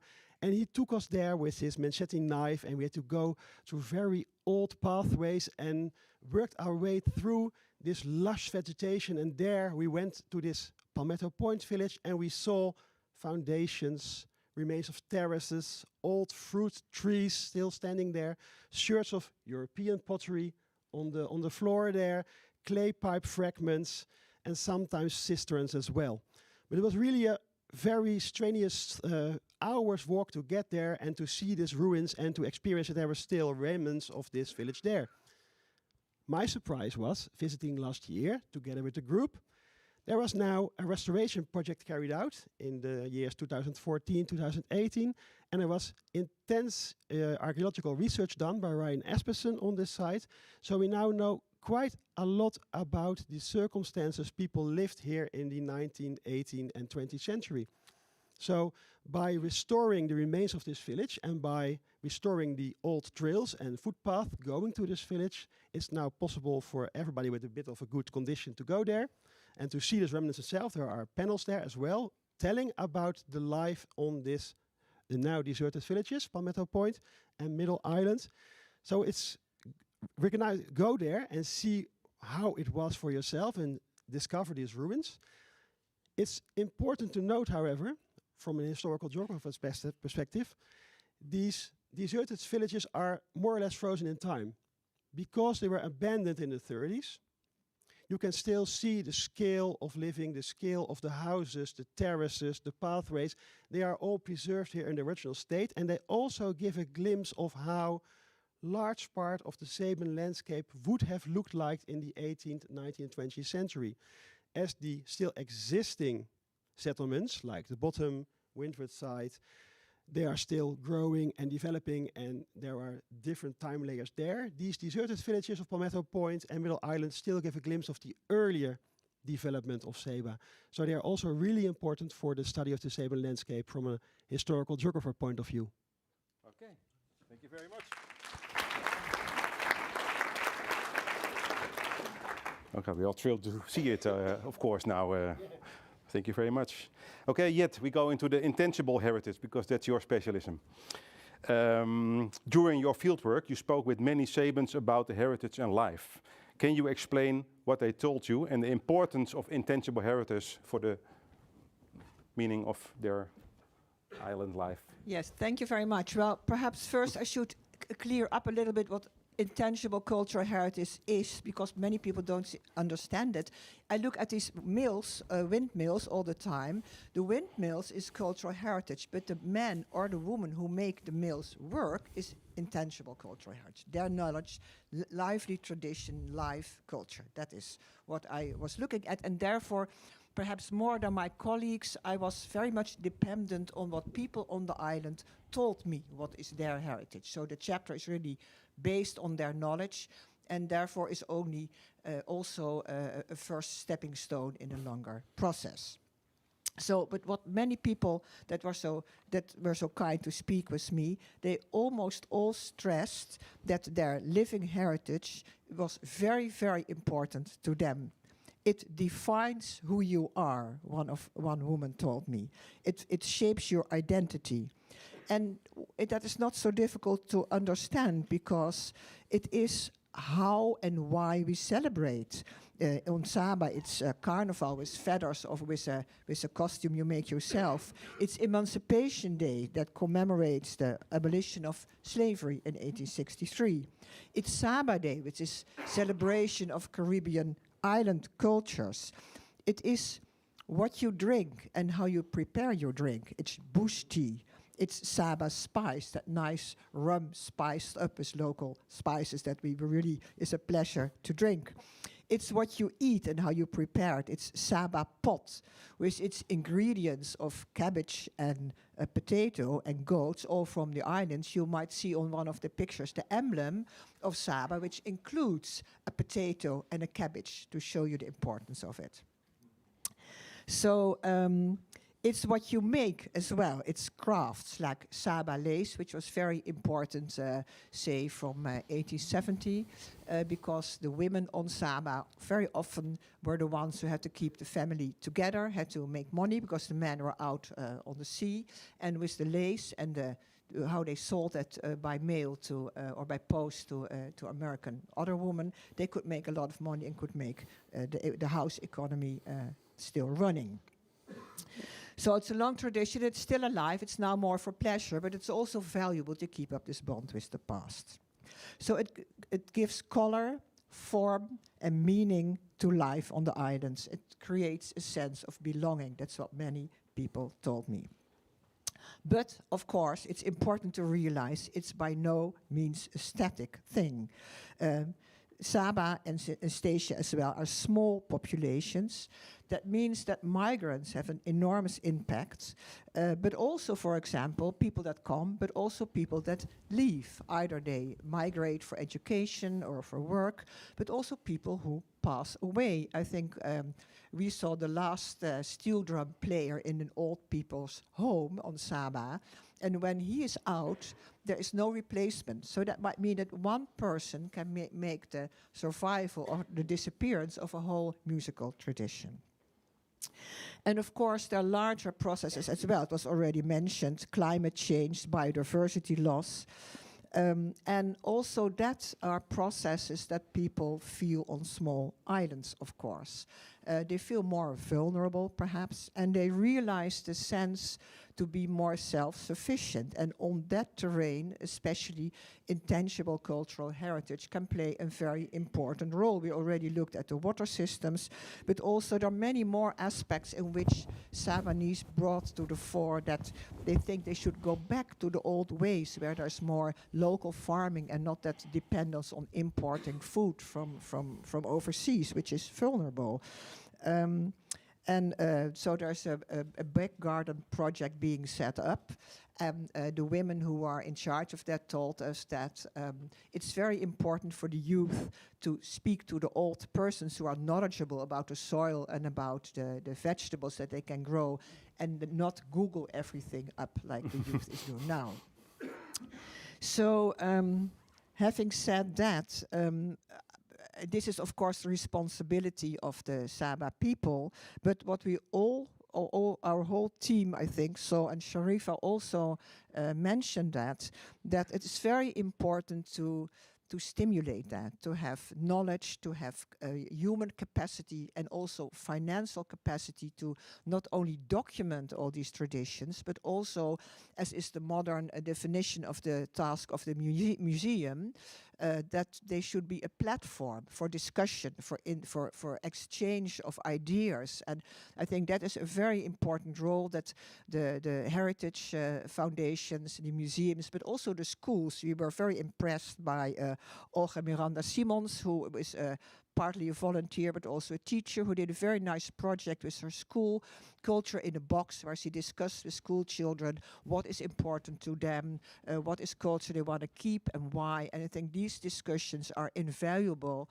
for the future of cultural heritage on the island. Okay, thank you. Thank you, Jet. Yeah, thank you for that. The last one here, before we switch over again to Eustatius, but that's for later, is Menne. Menne is one of the researchers with Rowan dealing with data and maps and things like that. So for you, the question, translating the biography into digital maps is crucial for making it usable for spatial planning. So more or less the question of Barbara also. How did you ensure this will be possible in the future, and who was involved in this process? How are we going to make it work? Thank you, Henk. Well, we have now a landscape biography, and as both Remy and Sharifa said, this is not the end. This is the start of integrating heritage and policy and building the island for future, and building the island for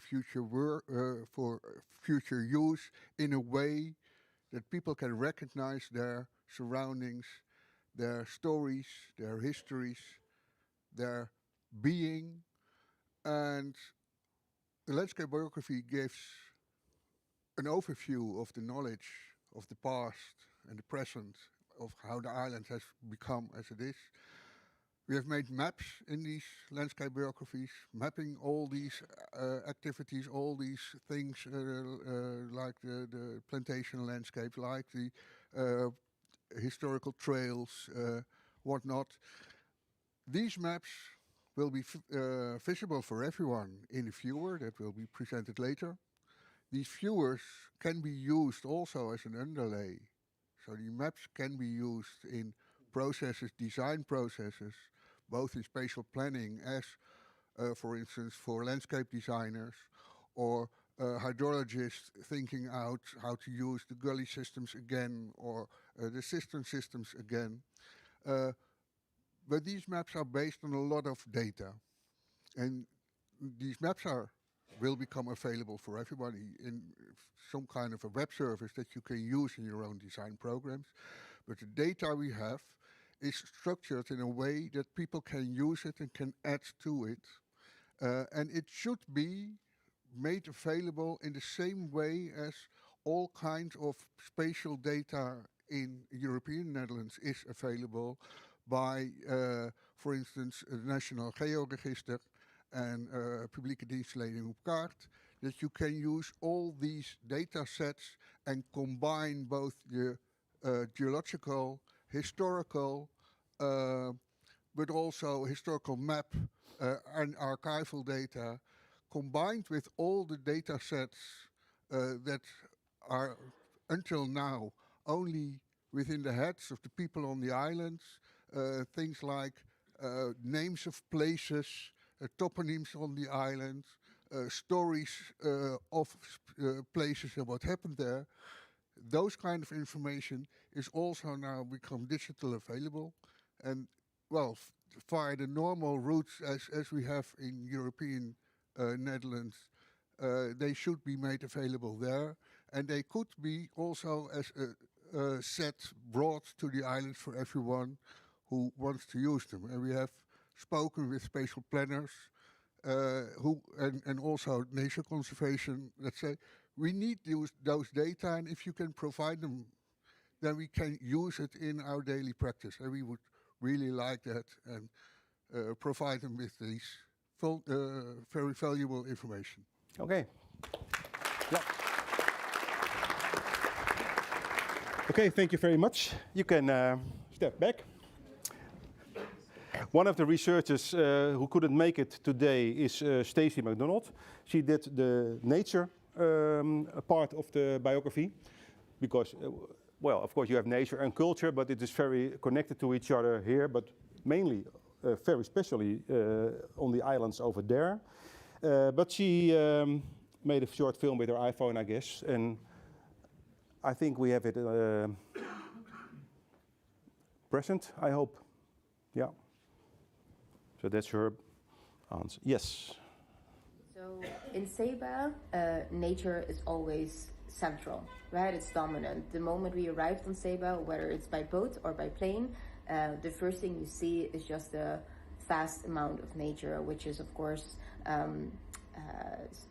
shown by the mountain scenery, but also if you drive around, you see the ocean all around you, you see the vegetation, and even when there are more buildings popping up, these buildings have to be placed in such a way where they take the environment and the rugged environment actually into account, right? It's not just one flat area where you can easily build whatever you want. You really need to take that part of nature into account. So I believe that regardless of the fast development, changes in culture, new flavors, new influences coming in, new global developments taking place. This characteristic of Saba will never fully get lost. And I think we also see that through history, right? When there was a higher density population, there were still some slight changes, but it kind of goes in ebbs and flows. Also because Saba is a small island, it is a small community. Even when there is a potential influx, we have not seen that change as drastically over the past year. So I don't expect that to change. And because nature is such a strong part of the identity, because it's so visible, because people are basically forced to live with nature, right? To be considerate of it, because it's there, you cannot avoid it. I think that part of the cultural identity will never get lost. And I think we also felt it when we were there during our field visit. You immediately get inspired and also triggered by that vast amount of the environment being present, even on an island that is so small. So I'm not too concerned that aspect of the Saban identity will get lost. Of course, we need to pay attention to it. We need to be considerate of it because, of course, there's always stressors, there's always influences that can definitely play a role. But I don't see that. I don't see it changing so fast. And yeah, I hope the Sabans feel the same. Okay.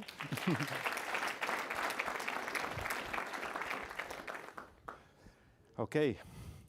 Then, Remy, we move over to you. Can you hear us? Yeah. Because it's time now for the presentation, you might say, of the two biographies. And yes, can you hear me, Hank? Yeah, okay, yeah. Yes. Yeah, so we're going to present the two biographies now. Oops. So I will, from here on, St. Eustatius, I will call on my colleague. We start by you, so I give you the Saba. floor. Yeah, we start in States, yeah. So it's up to you now. Yes, thank you very much. Please come forward, Sharifa. I would like to call on our Commissioner of Culture for Saba, Mr. Everton Heiligher, to receive the very first copy of the Saba landscape biography.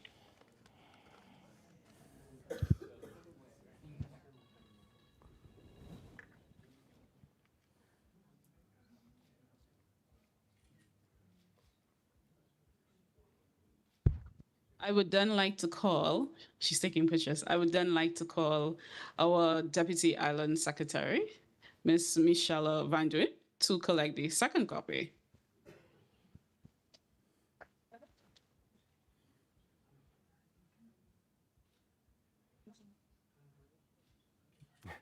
In stilte.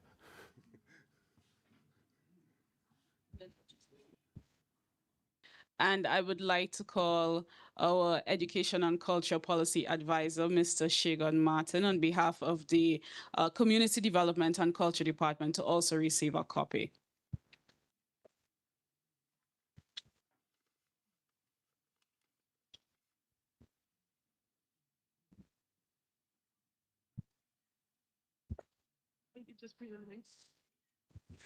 And as your colleague from St. Eustatius, Sharifa, I would like to present to you the Unspoiled Queen autobiography.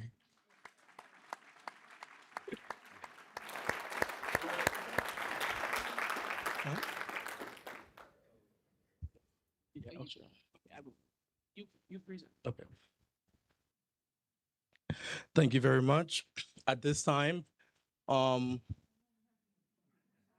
behalf of the team of the Department of Culture and Heritage, I would like to present the first autobiography book to Commissioner of Culture and Heritage, Richelien Leerdam.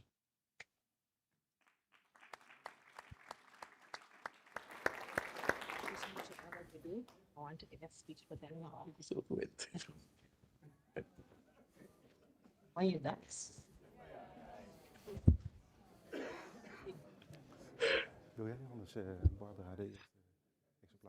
Our Director of Social Domain, where the Department of Culture and Heritage falls under, who sometimes I think gets tired of us. We have this to do, we have that to do. I would like to present the historical gem, Landscape and Heritage, to our Director, Carol Jack.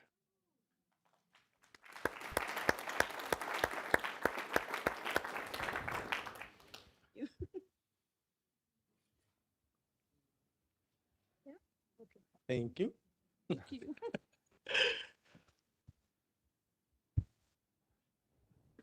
In our presence here this morning, we have Her Excellency Governor Alida Francis.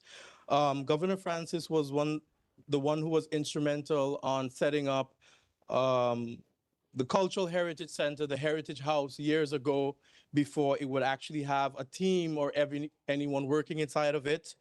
I know you have been one of the custodians of our heritage for many years. So on behalf of all of us here at the Public Entity, I would like to present to you the historical gem, the landscape and heritage of St. Eustatius.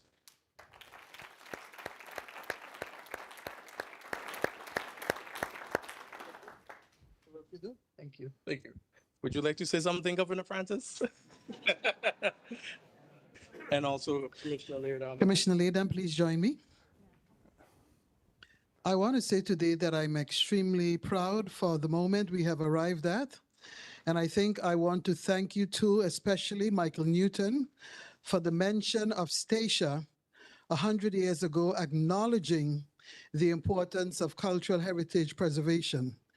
I want to also say to the generation that is here now, that we've had a generation of persons who have for the past 75 years worked tirelessly, rotating roles, whether it was in the Historical Foundation or whether it was in the Monuments Foundation. And every day internally, I say to my colleagues in the executive branch of government that I am eternally grateful to those pioneers. They did not have all the experience and expertise. They did not have the money that is available today, but what they did have is a committed intention to ensure that we arrived at this moment. And what I want to say to the persons who are there now, who are the custodians of our cultural heritage landscape, you have a foundation on which to continue to build upon, and the people of this island rely on you. And I want you to use the same energy the ancestors, the forebears used, so that we can show that when we work together, it will work. So please work together because we need to take this to the next level. Thank you.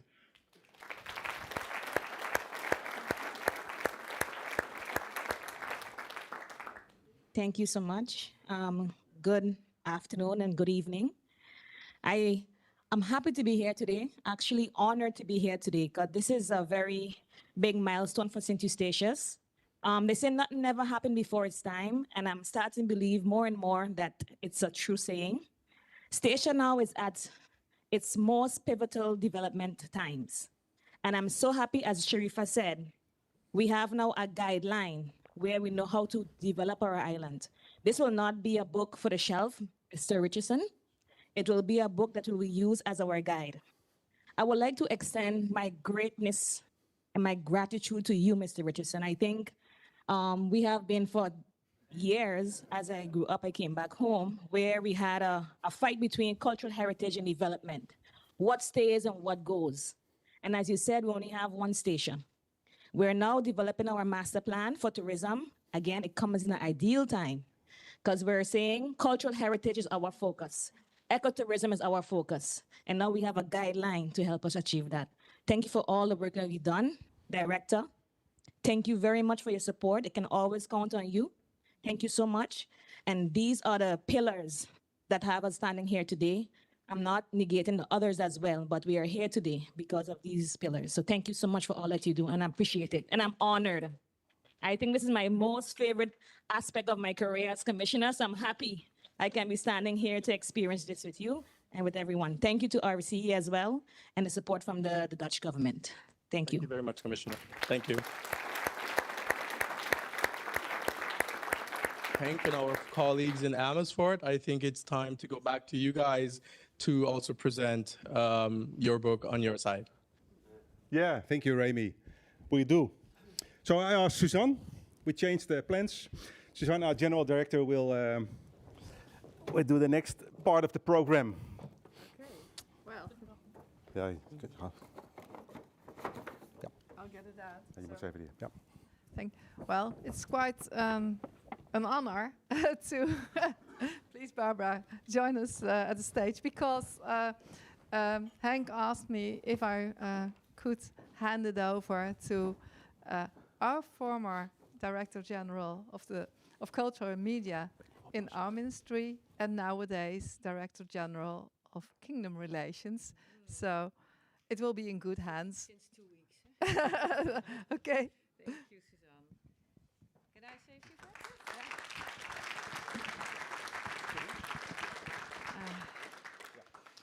I just want to congratulate everybody, everybody who's worked on this. To me, the biographies have been so important in development and thinking about space and identity. Also, the whole discussion about monuments and art and nature, etc. Everything is about people. It's all about identity. It's about our history. It's about our stories. It's about how those stories affect our future. And I think I can't make a better start in also the connection between my two functions from the last 8.5 years to the past 2.5 weeks, and also seeing all the colleagues on screen and people that I've met on Saba and Stacia, the commissioners, the governors, Remy and Sharifa. I am really, really proud of everybody who's made this, who's made this possible, and I do promise, because it is so important to really use this information and to keep it alive and to use it for the future and for a better future for everybody.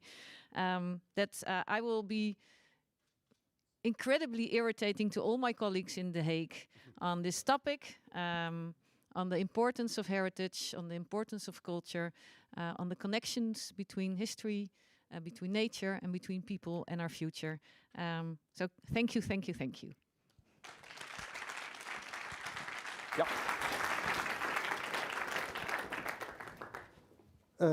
Thank you, Barbara. And last but not least on the program is, I would like to ask Arjan, another director of the Heritage Agency, to launch the map viewers that have been created for this moment, which can be viewed by everyone from now on, and you see the QR code. So, but I think you might say that also. Okay, no, thank you, Henk. Well, one of the slogans of the SEE is "Give the future a past," and I think that really gives what we're celebrating this afternoon. We're sharing all the wonderful history of those two islands together, not only in these biographies, but also, and it's already been said, by launching the viewers of the both islands. And well, the biographies, and I had a sneak peek before, and they are beautiful enough to be coffee table books, but several people already said it's not a coffee table book. You can use it as that form, but it's a working document. And it's a guideline, as Sharifa said, to continue and to use it in our spatial planning. And to make it work, the viewers, and you now see the viewer of St. Eustatius, will help everybody, and everybody can also be the inhabitants of the islands, but also the professionals, the spatial planners, the policy makers, to really implement these historic data into their field of work. And for instance, here you see that you can also see the wonderful pictures that we've seen this afternoon on the map. You can see in the case here of Stacia, also the burial sites of enslaved people, the archaeological underwater sites, every aspect that we've seen this afternoon. You can click on the left side and you can put on layers across each other. Maybe on the next slide, we can see also the viewer of Saba, with also the pictures and specifics of this island, with the historical maps available, the national parks, the old fortifications. So for the people of the islands, it will be also a variety of known and historical information, and that's what these maps do. You can integrate different aspects, but you can also make a trip through time and the history and use the history to make new policies. One of those uses, as Barbara also already said, is very important, is on the next slide, and it's that we will use all this information in the Atlas for Climate Impact, and all the historic data will be the underlayment for all new policy, so you can combine the different sets of data and really use it to make new plans for the development and further development of the islands. So I want to congratulate everybody on the island, but also here in Amersfoort. I want to thank all the people who participated, also the people on the island, and I think that we have a wonderful set of products which we can celebrate, and I think that we're almost at the end of the meeting. I give the word back to Henk. Thank you.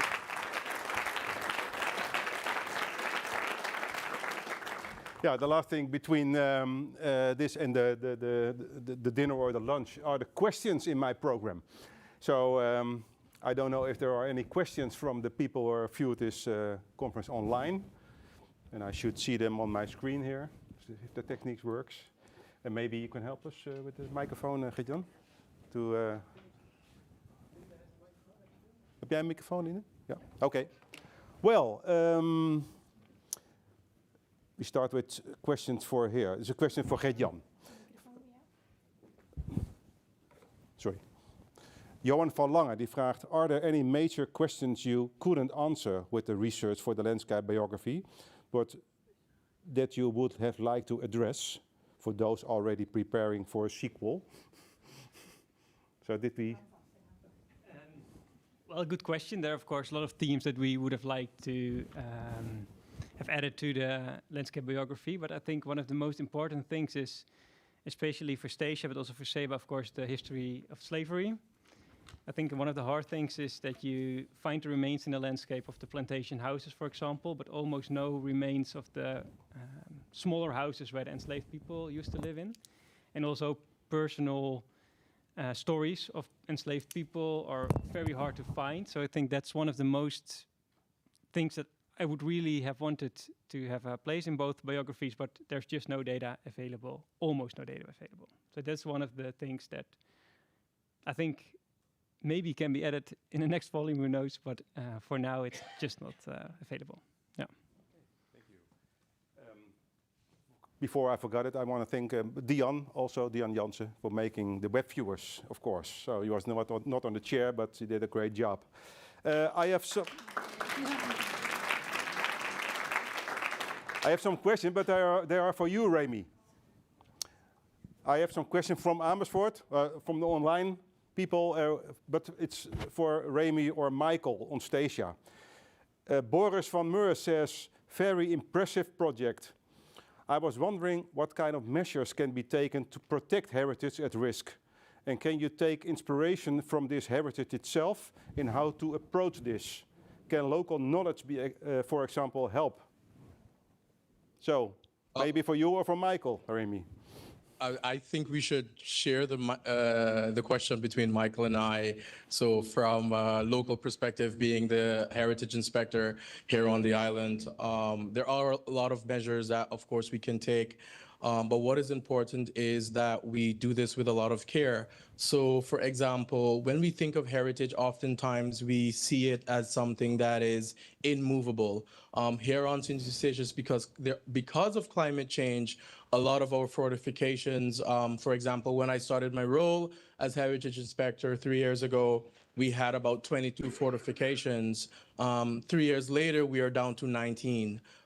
This happens quite fast. They're eroding over the cliff. The built environment is changing. Water direction is changing. So it's good that we also educate our local policymakers and educate ourselves on what is possible with heritage. So from documenting all of the sites that are threatened by erosion and destruction from climate change, but also to see what can be implemented to move some of these sites, to protect some of these sites. There are a lot of sites that are are heavily damaged and would not stay around for the next 5 to 10 years.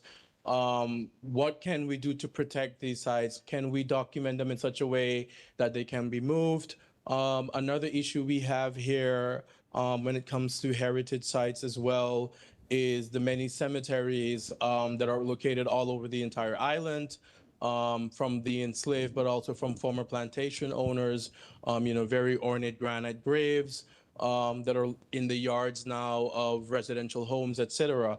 How can we properly relocate these to something like an open air museum, a national park for protected heritage sites that have been successfully salvaged? So these are all new ideas that we can explore, things that we can implement. But one of the first things before we reach to that step is proper documentation and protection, and making more laws available for these smaller islands, especially where capacity is a major issue. And I must say, the working relationship that we've had now with the RCE and all the different departments within the RCE is a great help. So we are making those steps to get there. Thank you. Okay, thank you very much. I have a question for Sharifa, so maybe she can step in front. Thank you again for your wonderful presentation, Sharifa. It's a question from Bernice. Do you think professional heritage trusts could help protect and restore important sites on the islands, like, for instance, Hendrik de Keizer or Stadsherstel, or maybe something more akin to National Trust in the UK? And is this something you are looking into? Yes, when we were developing the cultural policy, this is a conversation that we had quite a bit. But one of the challenges that we have to recognize and reconcile with is the capacity. To be honest, Saba is not one of the most popular destinations for people to move to. And even when people move to Saba, we have to get them to stay. So we have to figure out, before we install something as important as a national trust, we need to see what already exists on the island and the capacity that is needed before we attempt to install something, because we would need to have people to work and specific kinds of expertise on the island. So for example, we would need to have archaeologists full-time on the island. We would need to have conservation officers on the island. We would need to have curators. And so it's important that we figure out what we have, what we can work with, and do something that works for Saba. We understand that national trusts exist all over the world. There are also national trusts that exist in the Caribbean, like the Trinidad and Tobago National Trust, the National Trust of Jamaica, and there's a national trust in St. Kitts as well. But we understand that those islands are larger, they have a greater pull, and it's easier for them to get people to work and stay. And so Saba is small. We have approximately 2,100 people. And so that kind of structure may not necessarily work for us. Okay, thank you. I have two more questions.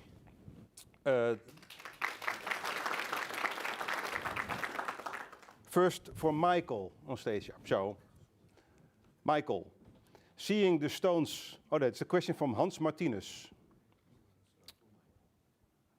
Wait a second.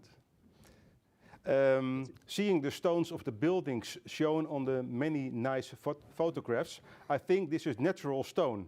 Are there quarries locally? That's the question for you. I think in Statia there are. I don't know in Saba if there are locations where you can find the original stones. But I heard in Statia there is. So that's possible. But there's a lot of stones next to the buildings which were which fell apart. So that if you want to rebuild something, you can always use it. Yeah. So it is. I also want to emphasize again on the capacity, which Sharifa mentioned and Remy mentioned. That's really, I think, one of the main problems we have over here. It's a very small community. You cannot have all the professionals in place which you want and which you can have in the Netherlands, and even if you have on Curaçao. So it's nice, of course, to sometimes get a consultant from abroad, and especially if they come from Curaçao. But they should you should have tried to get your own professionals on the island. Mm-hmm. So that's something very important. Okay. If not, it will be very difficult to have the protection at a certain moment in place. Yeah, thank you. I think we mapped the quarries or not on the islands. I thought I saw them on the map. Well, okay, the last one. It's for you, Remy. And it's a long question, so listen carefully. From Dave de Butts. I know who it is, I guess. Good afternoon. I'm a developer currently in the process of acquiring 800,000 square meters or 200 acres on Statia with the goal of preserving as much of the area's heritage as possible. We are considering establishing a subterranean seed vault, similar to the one in Spitsbergen, which safeguards 30,000 years of agricultural history. Our vision is to create a space that celebrates and conserves our Caribbean heritage, with the focus on St. Eustatius first, focusing on food, plants and small animals, including a vertical farm, which uses 90% less water and also uses no soil. Is there a need for such a special preserve vault, or is it only my view? I don't know if you know of this initiative, but... Thank you very much, Henk. Okay, so when there's always this thing that we talk about climate change. But first things first, when it comes to climate change, and I think everyone here knows that, we in the Caribbean, we are on the forefront of it. We feel it first. You know, in the Netherlands, it's different to the snow, to the rain. Here, we really feel it first. Many people here can recall, and I think it's the same on Saba, you know, sugar apple trees, soursop trees, it's getting less and less and less each and every year. Tropical insects, the mealybug. A few years ago, we lost a lot of coconut trees also throughout the Caribbean, as well as here on St. Eustatius. So it's an ongoing issue. And I am aware of that huge vault that they have in Norway, in Spitsbergen, where all the seeds are stored. And I think it's a very interesting development to see how you can safeguard, you know, Caribbean heritage. But I also think before we go into creating vaults to create doomsday scenarios, we should actually see what we can replant and preserve now. You know, there's a lot of trees that have died over the years that need to be replanted. Here on the island, you know, our island was once known as Aloe, which translates to, you know, Cashew Island. How many cashew trees do we know today on the island? You know, when I was a kid, you had a lot of the cherry trees and the blackberry trees, and they're getting less and less and less each year as tropical storms pass. So as much as we would go into, you know, creating this similar situation that they did in Europe with the agricultural seeds for food security, in case anything happens, I would also challenge it and say to him, you know, also use that land to recultivate and plant trees. So don't only secure you know, the vegetation and the seeds inside of a vault, but also use the surroundings to kind of help the landscape, help feed the landscape and the community. So when it comes to what you collect, you need to collect it from somewhere. And if you come to the island and you take the little bit of resources and seeds we have and you lock them away, and that goes also for Saba, we have actually nothing left. We're still here. So I would go on and challenge it and say, as we collect to save for the future, I would suggest that we also plant more of these trees on the island. And these trees not only serve as food protectors for nourishment, but they protect us from hurricanes, coastal storms, storm surges. Every tree here in the Caribbean region serves a purpose. So it's not only ornamental for us, but it's a part of our daily life. So I would say it's a development that I would definitely welcome here on the island.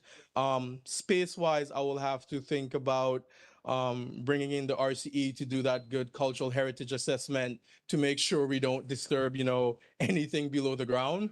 But it's definitely something that I think is interesting, and it's something that I think we can definitely explore. And with that, not only doing it for St. Eustatius, but also stretching the reach to protect and be a leader in this future development for other Caribbean islands as well. So it's something definitely that I would say, let's try to make it happen, but let's discuss the location and what's below the ground and the heritage protection first. Thank you very much.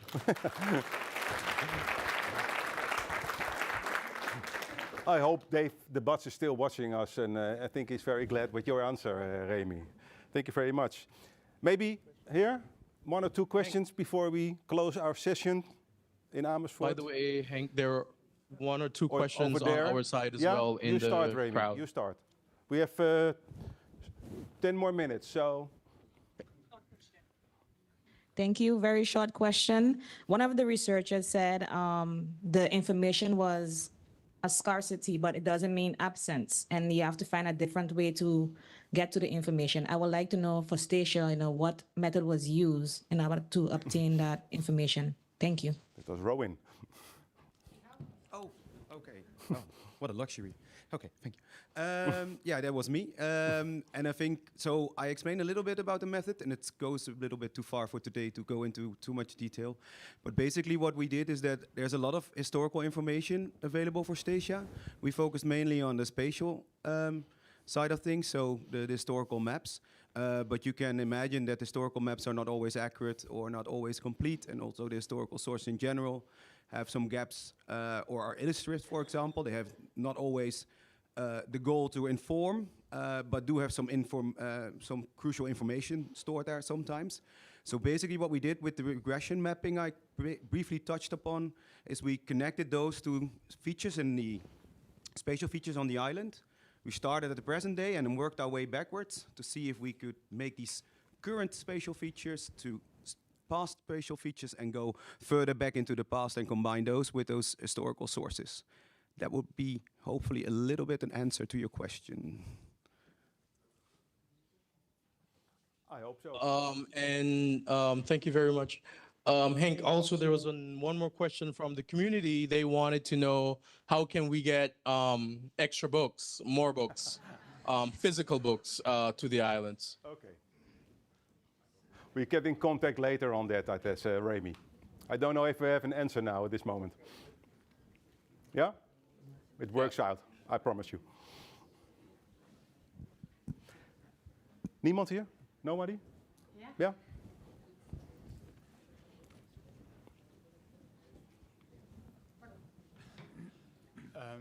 Is there attention for example, monumental trees or specific endemic plant species sites on Stacia? Lisa? Yeah, that's a question for Stacey. She's not here, but maybe Michiel or Jet?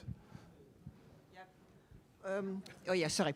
Well, this is not a subject we had much time to look into, but I remember there are several trees, like a tamarind tree, who plays an important role in traditional religions, and also can have some monumental status because some speeches were made under that tree. So there are trees, but they're not protected, they're not really well documented or researched, and that's something that really asks for more attention. During our community evenings, especially on Stacia, there was a lot of attention also for the disappearance of fruit trees. And Remy, you already pointed out that there were a lot of more fruit trees in the streets in the recent past. So there's definitely attention to this kind of research to the recent past of trees and the use of trees in the landscape of Saba and Stacia. And I think we really could have a conservation about how to replant and rebring these lessons from the past into the future of the landscape. So it's an important part of this research as well. Okay. Yeah, last one.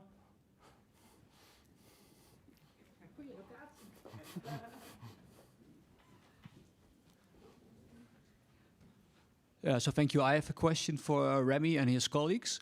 Earlier today we learned that tourism, especially resorts, they could be seen as a threat for the history and cultural heritage. Do you have any plans to see any opportunities to use tourism to show more about your history and cultural heritage?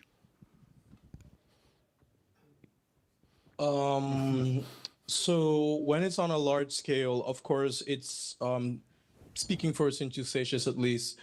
It's always when situations like this happen that is when you can start a zero measurement to know what is there. But one of the things that I have tried to implement and has been a success so far with the smaller businesses, and I will give you one example. Right where we're standing here right now, next door, there's a hotel that went through a major restoration, both on its historical side, but also on the new part will be restored. And one of the things that we did with a consultation with the owners were, how can we preserve as much heritage that is possible? And with the heritage that is not there, how can we implement it? So on both of his locations, on where a new hotel was also built, he ensured that a complete glass case was made from Europe, where many of the artifacts that were found in the ground during excavations around the hotel can be on display. So that way we are trying to preserve our cultural heritage and our archaeological material culture heritage as well. But when it comes to the larger scale tourism, here on St. Eustatius, we are at a pivotal moment where we are working on a tourism master plan. So we are actually looking at the scale of our island under a magnifying glass. What is possible? How much can such an island take? And it's not only about numbers and capitalism and money making, but it's also about the durability.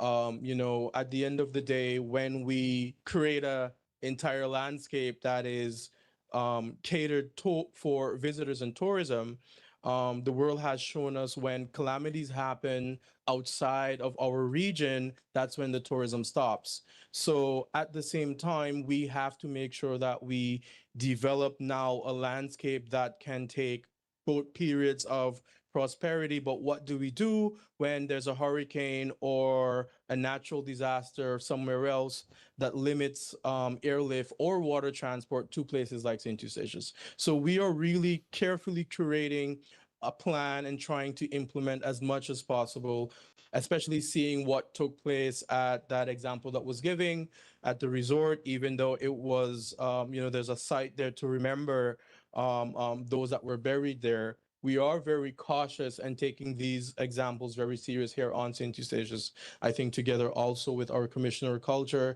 and Department of Social Domain, where culture falls under, we are really doing our best to make sure with the limited capacity that we have, that the expertise and the knowledge is there. And this is also where collaborations with our European partners and the various ministries also play a very, very important role.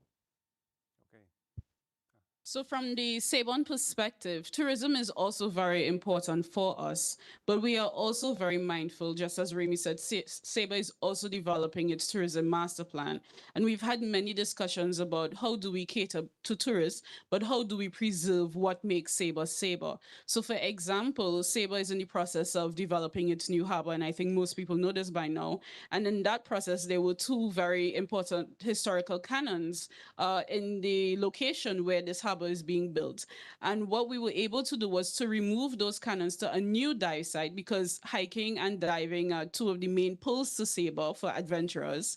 And we were able to move the cannons to a new dive site, and that has helped to attract more people to want to come to Saba and dive.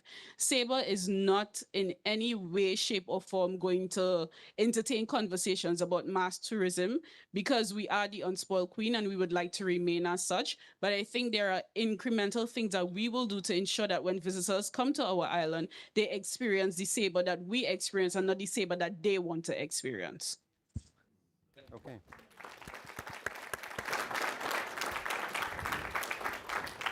Okay, Remy, it's more or less closure time, I guess. From my part, I want to thank everybody who was involved in the process of the biographies, but also in the process of this meeting, which from the a little bit problems in the beginning worked out very well, in my opinion. So thank you very much. Over there. Very much. Thank you very much, Hank. And before we go, I would like everyone here to please give Kerchan and his colleagues a round of applause for really putting in the work for this autobiography. It is deserving. Yeah. We are very happy voor de samenwerking tussen onze eilanden en het Rijksdienstculturele Erfgoed. Dank jullie wel. Yeah, so I don't have to say this again. So thank you very much. We do a little bit of experiment. So if you group together on stage, yeah, we take a group photo from here and over there in one picture. So if everyone's here in this meeting is looking to Robin, and we see at the back, we see, are you grouping together on stage? Yeah, we have make one big group photograph. Especially everyone behind the pillar, move to this side and that side. Make sure you're. If you can see me, you're in the picture.